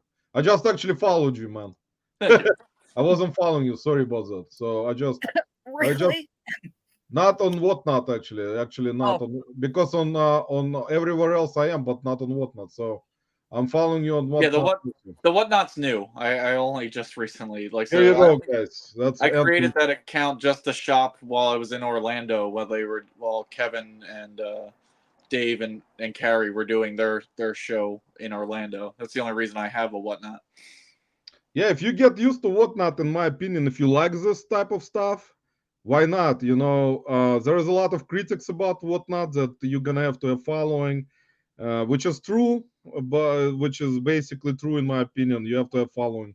But if you're gonna do certain shows and you do them consistently, it's similar to like doing YouTube videos. I mean, eventually your audience will grow, but you have to be consistent on this particular thing, similar as to content creation. And you're gonna basically go into other people's whatnots. You can get shout out from them, and someone will raid you eventually, and you can sell stuff on there. I mean, it's not gonna be first at least maybe 10 times that you're gonna make like money right away, but it's truthful. I mean, in my opinion, if you're gonna do it consistently and like it and Hey, get stuff. if I can grind it out on Monday just to make $150, Whatnot is their current promotion is that they will match you up to your first 150. So that's my goal. Yeah, and I would like to say good night to Gino. Probably already went at 9:27, and James collecting chaos. So really appreciate it, guys. If you're gonna watch it again, I don't think there are gonna be people who will rewatch it. those are two people that are older than Ben. There you go. Yeah, exactly, guys. And Ben is probably sleeping today, guys. He was very tired. yesterday. He was screaming so much in his microphone and hitting his marker on the table and screaming at Archie that he was so tired at his age, guys. I wanted to tell him you have to save your health. I mean, being 51, you have to kind of get 24 hours of sleep. So Keith, I still have to time it out with Brandon and see what time his show is going to. He said his show is going to be between 3 and 4 EST. And I want to run mine maybe 20 to 30 minutes before his ends so that he can roll his viewers into mine. But I'm not sure how long he'll be going for, so I still have to work that out with him. Yeah, see, Amanda is doing the right thing. I'm accepting all offers. I need to make some space. And she's clothing seller, mostly.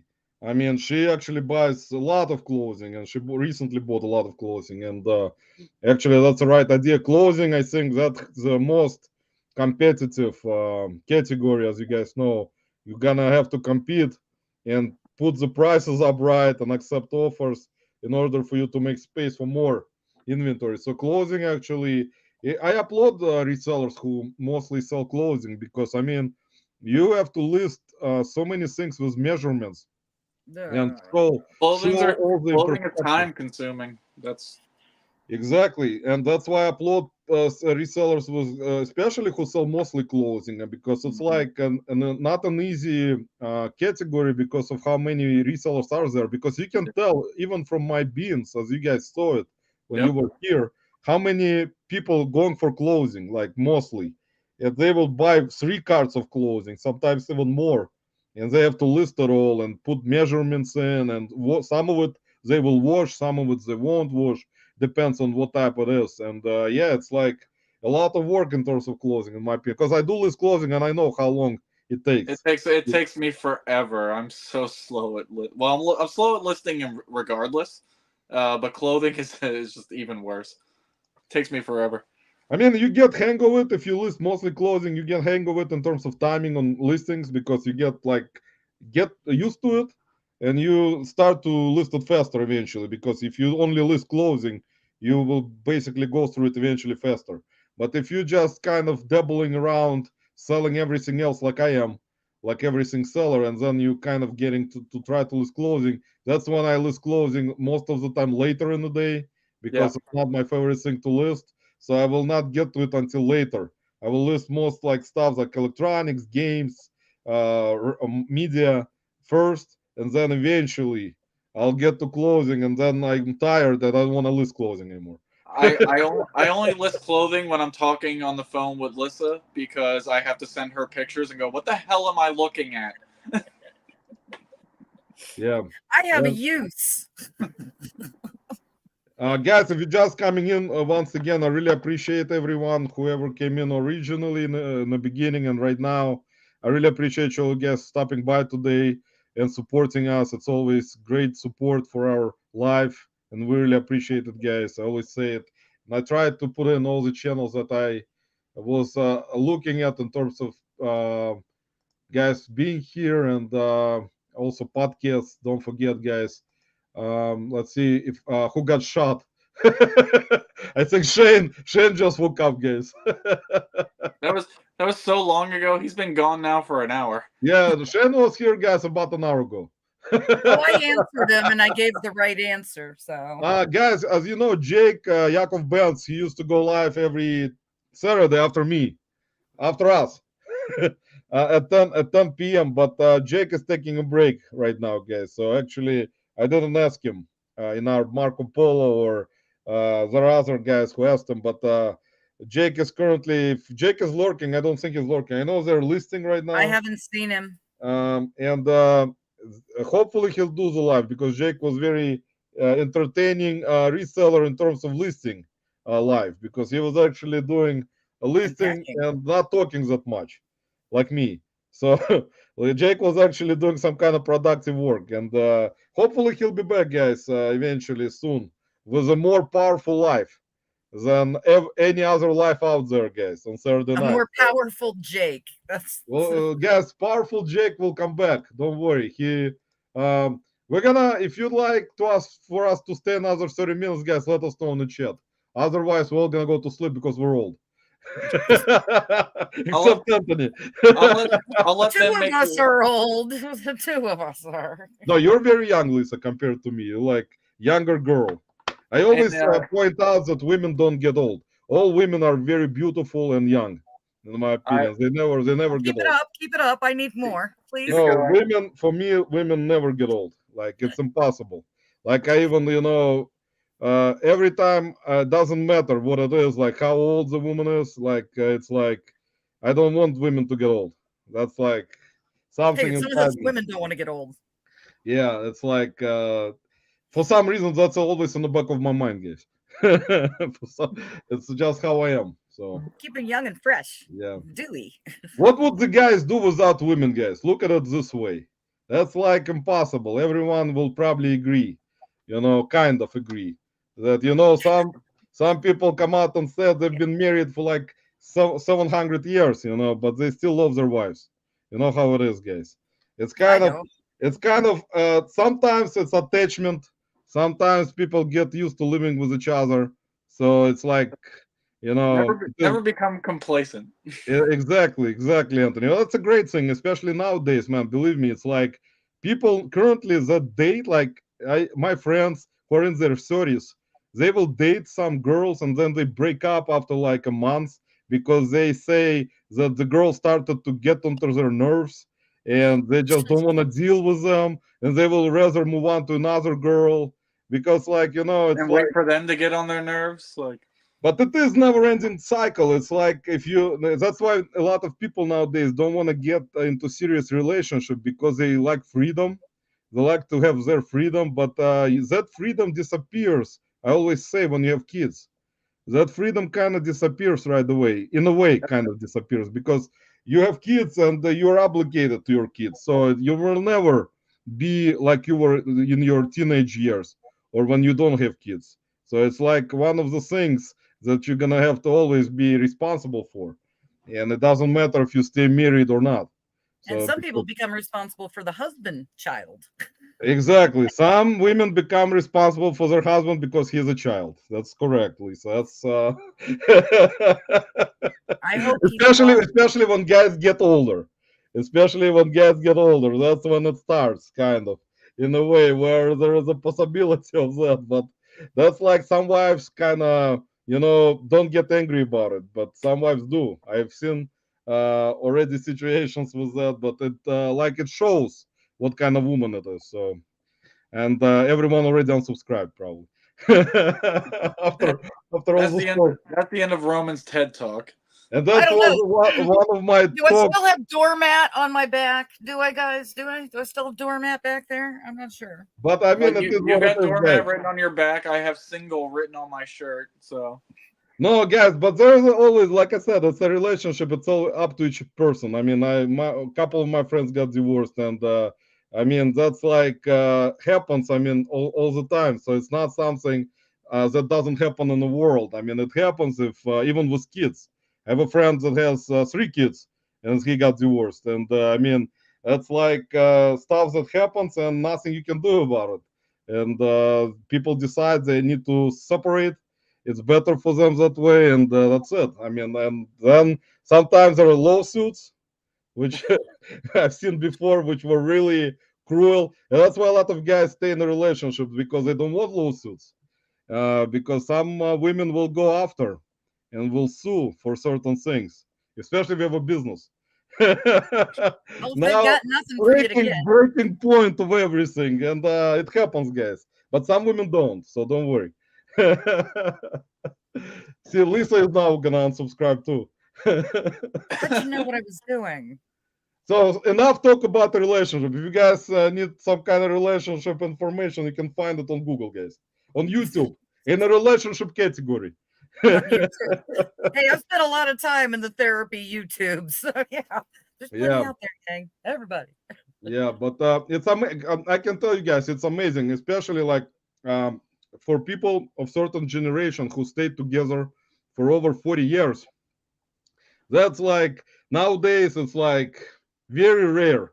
Let me put it this way, compared to generations who were born in the 20s, 30s, 40s. That were a lot of family values.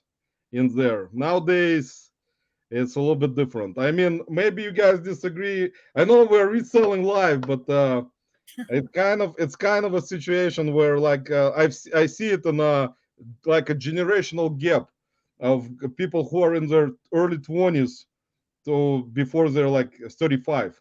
It's like generational gap when they will date and then they will break up and then they will say that the girl is getting on my nerves. She That's doesn't do that part. anything. That part's not me, but I am divorced, so you know. Yes, here's Anthony is an example of being divorced, guys. See, there you have it. That's and Lisa also. Yeah. Sorry, If I've Lisa. been cursed, give me at I least the have to ask tiny. you. I have to ask you for permission to say if you're divorced or not. Maybe you don't like it. Well, I didn't have a choice in the matter, so See, Patrick is saying if someone low balls me, I don't see it. I know how low I'm willing to go at the time of listing and renew very 30 days. See, that's the right thing to do. Patrick is right about that. That's like Yeah, one of I don't set the minimum because it's just the extra step, and it already takes me long enough to list. So, and it depends on the day. You know, if I might put my minimum, on a $50 item at $40, I might not be willing to take it. But if it's been sitting around long enough, it's easier to leave the offers open completely because one day somebody might send me 35 and I might take it. So. See, that's the thing. I mean, it's like up to individual seller, in my opinion. Sorry, guys, if we're taking your beautiful Saturday night time, but I really appreciate everyone once again that you guys sticking up with us. We're gonna go until 10:30 today. How about that, guys? Anthony, you have strengths because I'm very old, and Lisa is very young, and you're kind of in the middle. I'm in the middle. that's my back with the tens unit on it. Really? Yeah, and we got this Crandall Octopus in the house from Australia, guys. Octopus, Octo. His nickname is Octo, guys. Short for octopus. Octopus, welcome. Actually, he made a great video. I watched it with ASMR from the beans or like some kind of church sale. Octo, put it in the chat if it was a church sale. But he made an ASMR. It's actually a good idea. He made an ASMR video where he just goes with a camera with a background music and he just goes around different aisles of different products, like mostly books. I think in Australia they only have books. I just don't see anything else. Octo, why you guys have so many books? They're only booksellers because they only probably specialize in books and there is no other merchandise. I don't see any electronics, video games. I don't know why, but I think in Australia they're limited to books only. So I don't No, know. the things I've learned from watching particular Australian resellers is that every DVD in Australia is worth $1,000. At least that's the way it Man, feels when you're watching certain YouTubers. But what they're about Crocodile Dundee? Is that one that valuable there? I don't know. Actually, I actually just gave my buddy James a copy of Crocodile Dundee on VHS not that long ago. And we got Sales Mercado, Salvador in the house. Sal, welcome. Appreciate you stopping by. Heavy hellos. Heavy helios, guys, from Sal. Sal, appreciate you stopping by, man. And the crazy car Mike in the house. Mike, welcome. Appreciate you stopping by. We got some people coming in with support. Really appreciate it, guys. So Anthony, what do you plan on Whatnot? Do you plan to have everything organized for your Whatnot show? It's you have to be organized, man, because Yeah, I've heard stories. yeah, that's gonna be a challenge. It's gonna if you all partake and join me on my Whatnot show for my first show, expect some technical difficulties. I don't know what I'm doing.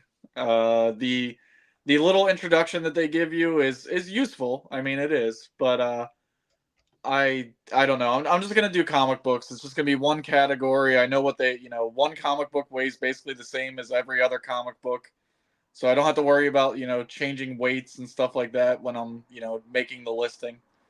But I think it'll be a good time. It'll be a nice learning curve. Yeah, you can also sign up for DeepDit. No. Sign up for DeepDit. You're gonna sell there also. They're gonna raid you. Dave will send you a lot of raids towards your DeepDit auction. So you're gonna have 1 million people in there. Anthony is gonna think about it, guys. So we'll see how Maybe. that's gonna go. I actually Maybe. haven't. I'm dipping my toes in now with just doing whatnot. I'm not gonna lie, I don't even like the idea of doing that, but I do have a lot of comic books and I can move through a lot of inventory quickly. See, no art or glass. We could actually get along fine at the bin. See, there you go. Mike is say actually glass. I can tell you one thing, guys. Specifically at Goodwill Bins, when they bring out bins with glass and put it in a box, you guys saw it when you were in Cleveland. They put it in a box, and every time it happened again today. Someone will come in like and look at those things on the bottom of the box, and instead of gently putting everything back, they Just throw it. they just throw it like they will just disregard anything as long as they do it fast. So they will rather do it fast than disregard anything. Just start pulling plates, teacups, saucers. They just will throw it, and something will break, and then this glass falls on the bottom. Everything breaks, and then that person will leave. Like There's you more know, content right there. People throwing and smashing dishes. yeah, but I know it's like one of those That's what I things. was To thinking me, most it's not. It's disrespectful, you know. It's like, why would you? Someone had this glass. I understand people kind of, donate the stuff. Someone died probably at an estate, and they donated a bunch of like silverware and all those glass pieces, vases, like plates, cups, and mugs and stuff like that. But just they put it in a box. They just already disregarding like normal safety of the glass by just piling up in a box, and then they just bring it out, and people who just look through glass, they'll just throw it around. That's why at the bins I never look through the glass section because I'm like I'm not cutting my hand open with the way that people treat this stuff in these boxes. No, you have to wear gloves. That's a proper way. I mean, I don't. That's why I get cut constantly. I get cut at Yeah, least. you need those cut gloves. Those like I get cut every one. day. Every day. Got cut today. Was bleeding, and then got. I have band-aids. I take band-aids with me, guys. So Your if I hospital start bills have to be bleeding, outrageous. You got to constantly go and get tetanus shots every time you go to the bins. yeah, You that's go the to the thing. bins 6 days a Right. week. Man, that's actually dangerous. Yeah, you're right. I mean, it's dangerous. If you're gonna cut You don't know your what artery, if you're gonna cut your artery, man, you're gonna bleed out. They're not gonna have time to help you. So that's My more mind went to it. dangers that of cooties you can get at the bins. You're really selling the place there, Roman. Stay away. I'm bleeding all over everything. It's mine. It's all mine. That's how You you know, claim. you That's how he know, claims all of his stuff. you know what's actually also because you get used to it, and other resellers who are there, they actually warn you right away if there's knives. Sometimes they will put bunch of knives like in a bin, like knives and spoons and forks, and there's gonna be knives that are steak knives. So they're gonna be like some of them just piled up, and they may be sticking at like up top. So you're not gonna even if you start digging fast, you're not gonna see it. So if you're gonna hit your hand on it, it's gonna go through your hand right away, like through your palm of the like hand, and that's it. You're But if gonna they get were Cutco, it was worth getting cut for. So yeah, but that's like you get kind of cautious about it. Like right now, you're not going like with a full force and try to like throw everything out. You kind of go through and like carefully look because like if there's gonna be like some kind of knife Oh, or even oh. ornaments, like they yeah, bring out a bunch of ornaments, and those ornaments break, and yep. all those pieces of ornaments with glass, They they're end up. laying on the bottom of the bin, and then where you get like especially if you don't wear gloves, Yeah. that's when you can swipe, and you're gonna get cut right away on those pieces instantly. And I've done that too, so I already have experience Tetanus shot in just from this cutting. conversation. We got Phil 5 Dime in the house. Hi Lisa, hi Roman, happy Saturday. Hi Murph, hey Ken. Yeah, Patrick Murphy, hey Ken. So there you go. Phil 5 Dime in the house, guys. Appreciate you stopping by. And that was a while back, guys. So let me see if I can catch up today, guys. Most likely I won't. But guys, I really appreciate you all supporting us. And we had a lot of great comments today and great support as usual. So Anthony, what else in terms of anything interesting you found this week, like this, at least this month? What was the most like expensive thing you found this month in February? So it's not so much the I haven't done a lot of sourcing lately, probably since before Orlando. But it's like stuff that's been sitting around that I found, a little bit further back than this month.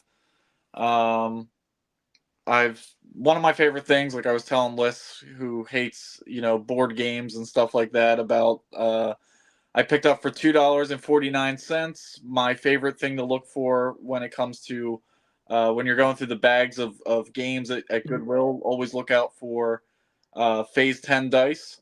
So I have that listed up in my store. Paid $2.49. It sells for $45 pretty consistently. And it actually has, what was that sell-through rate listed? It was like there was 90 something listed and 600 sold, something like that. It was in the hundreds. It was in the hundreds sold. That was a sell-through rate. And then last night when I was talking on the phone with Lissa, I listed that the car. Yeah, it's all your fault. I listed that car diagnostic, the plug-in thing that you plug into your car to get the codes. That's sold for my full asking price of $80, and I paid, I think, like $5 for it. Those, if you find those out in the wild, always make sure to look those up. Yeah, guys, pick them up. Certain connection, guys. Guys, certain connection, guys, always says, if you guys see something expensive, pick it up. If you don't. So there you have it. And I did sell a hat this week, guys, which was expensive Cleveland Indians Chief Wahoo hat. I posted it. Oh, yeah. Then it was actually from the bins, and it took about 2 weeks because there were a lot of people sending messages trying to lowball, and I knew it's gonna sell for $3.99 because it was not in a perfect condition. Needs to have has to have some cleaning on it. If I would have cleaned it, most likely I would have sold it for more. And that person who bought it, maybe they can clean the heads like Cernak connections, guys, and buys it. How much did he pay you? Am I going to get any of this? I mean, guys, we have to give Cernak connection some props, man. I mean, like he got some knowledge in heads, guys, at least.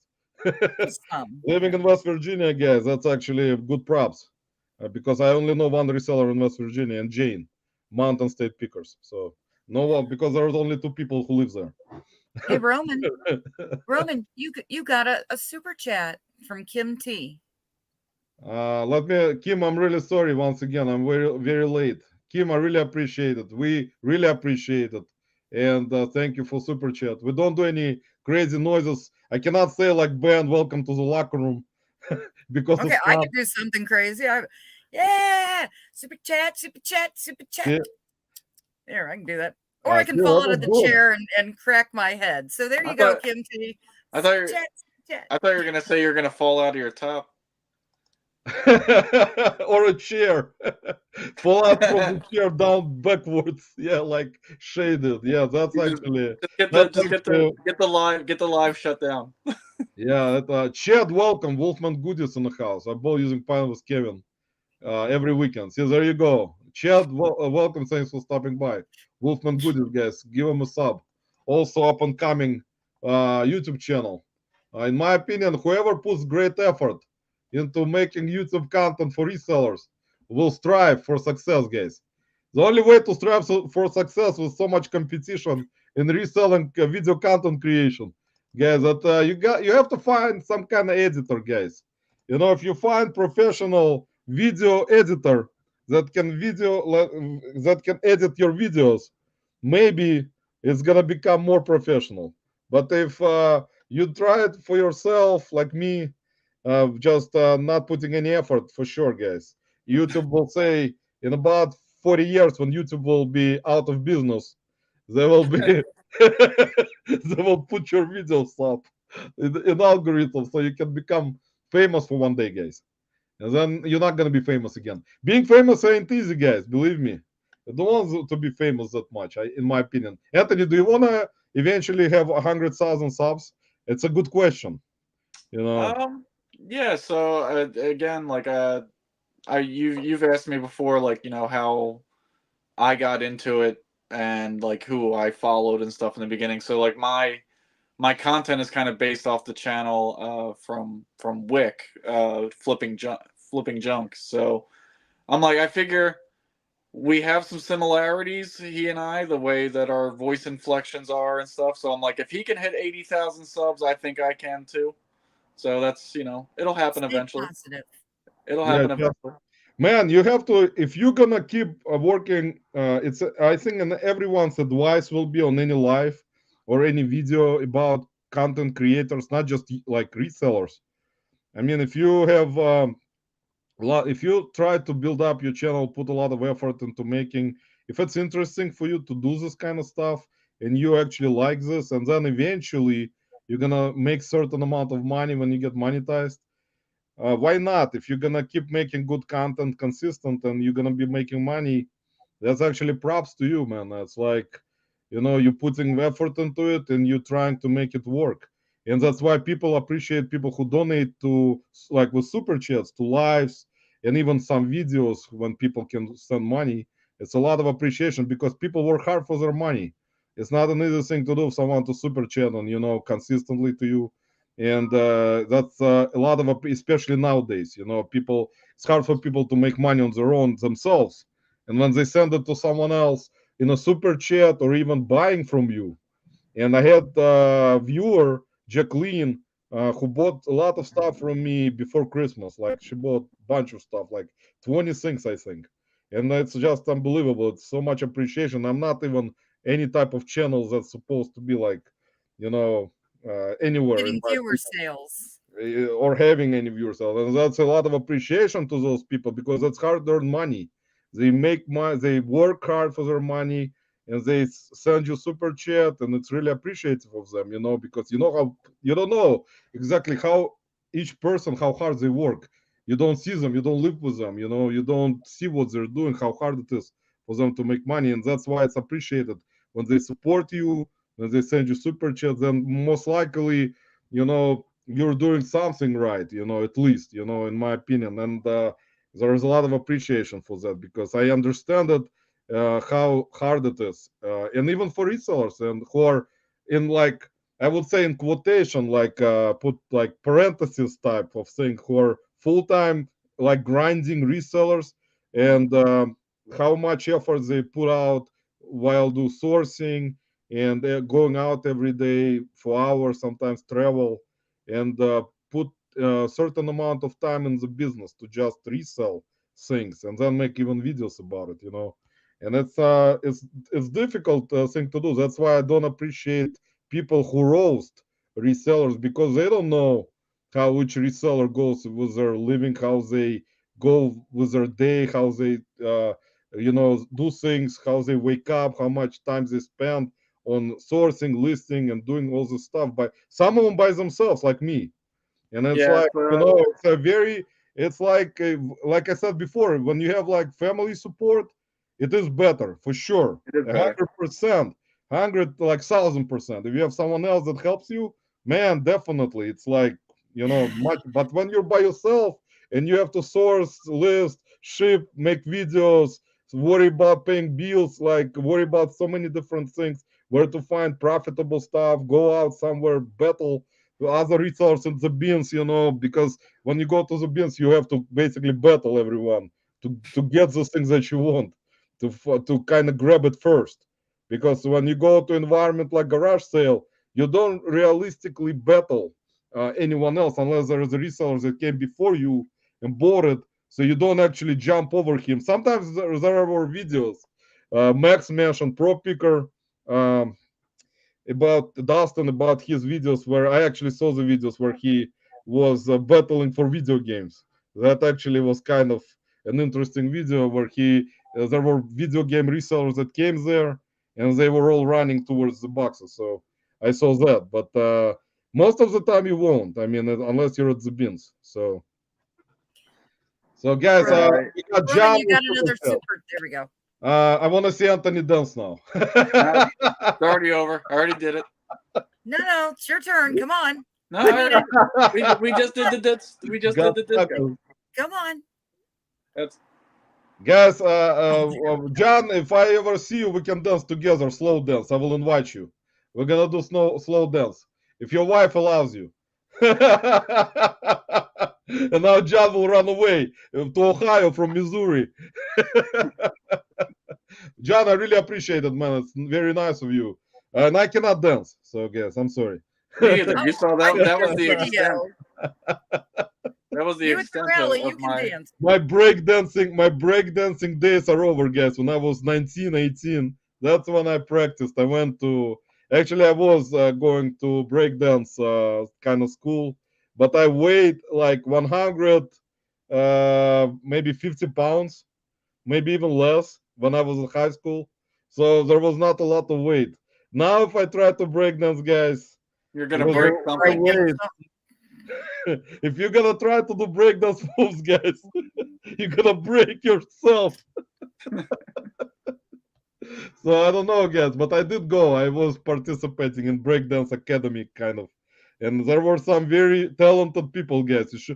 That kind of stuff I will make a video about. If I'm gonna run into, because we have a school here in Cleveland, which I've been at before, with breakdancing kind of school where they teach breakdance. That kind of stuff, guys, you should see how they're performing there. That's not reselling content, but that's exciting stuff. It's like some of them are former gymnasts, and they can, like, they got like specific moves that they can jump over you and like do 3 cycles of like upside down type of move. So, but that's And not that goes reselling to the content. Kama Sutra you've got. Those are the people that can buy that book. Yeah, And guys, and you can buy the book about Kama Sutra for that, to read the positions. That also comes in handy if you wanna stay young. Oh, is that what I missed? That was the formula. Yeah, that was something that was very interesting type of stuff. So John, I'm sorry, man. We're gonna have to take you to breakdancing academy.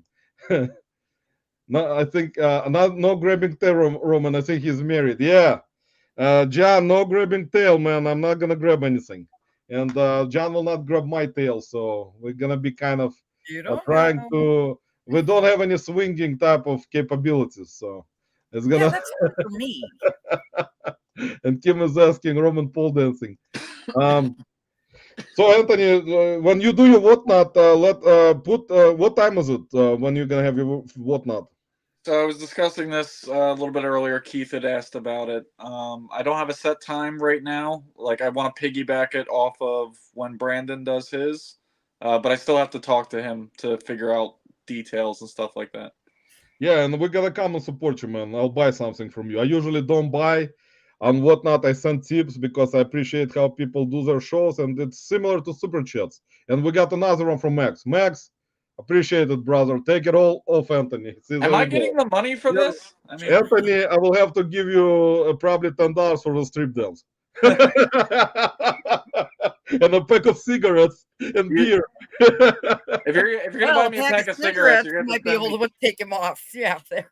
Take All it right, off. Max, appreciate it very much. It means a lot, guys. Really appreciate you all for supporting us. I know we've been talking about nothing again today, and That's the guys, point. I will make Anthony big right now, guys, so he'll tell you about his upcoming videos, about his whatnot once again, so you can bookmark it and show him support, guys. I really appreciate all the smaller channels, guys. A lot of people kind of, wonder why I don't bring a lot of bigger channels on the live yet. I'm planning kind of in the future. Hopefully, some of them will accept my invitation, but I try to be on the side of smaller channels more, and I support them more because I know how much time it takes for them to kind of build up their reputation and their just with their videos and all the other social media. So it's really for me. I will always support smaller channels. I will not stay away.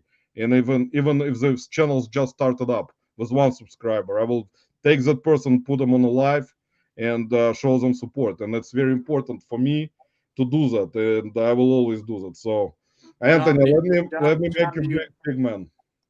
I was gonna say, John, do you want me to skip a video on purpose of one of Roman's shows?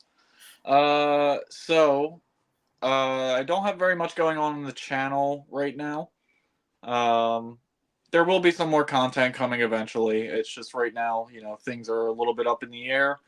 Once I sales start to pick up and things like that, I'll start, taking a little bit more money and showing you guys what I pick up and trying to teach about sell-through rate and stuff like that, which is what I like to focus on when I do sell. And as far as Whatnot goes, it'll be my very first show on Monday. It is not currently scheduled, but if you follow me on Instagram, I will announce it there when I figure out the time. I just have to work it out with our friend here from this channel and in the chat, Georgia Picker, of when his show is. And, he's going to be doing comic books that day. So I figured that'd be a good time for me to start by doing comic books myself. And yeah, just, follow me on all the different social media platforms. I'm on Instagram, YouTube, Whatnot, all Dragon Masters finds. And the only one that's different is, and Mercari. The only one that's different is Poshmark, is Dragon Master 222. Yeah, thank you, Anthony. And John was asking about the link to Whatnot, and here it is. Actually, I put it in the chat, guys. The Anthony's Whatnot, so follow him, please, on Whatnot. Show him support. It's gonna be fun for the first time when someone does their first Whatnot.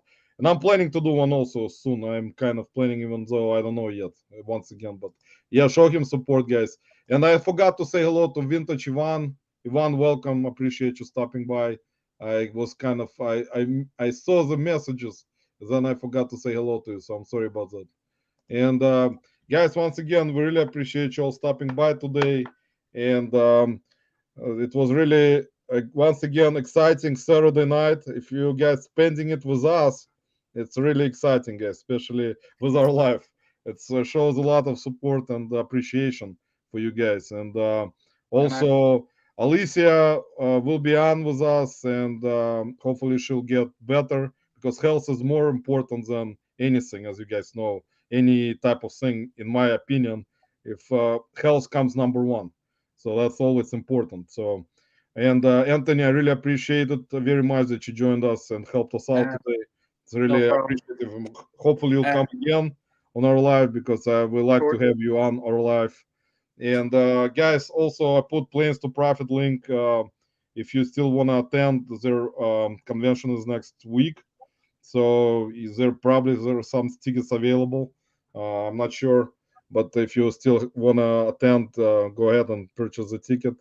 And we'll see you guys next Saturday. And next Saturday, guys, our guest will be Matt, ABC Matt.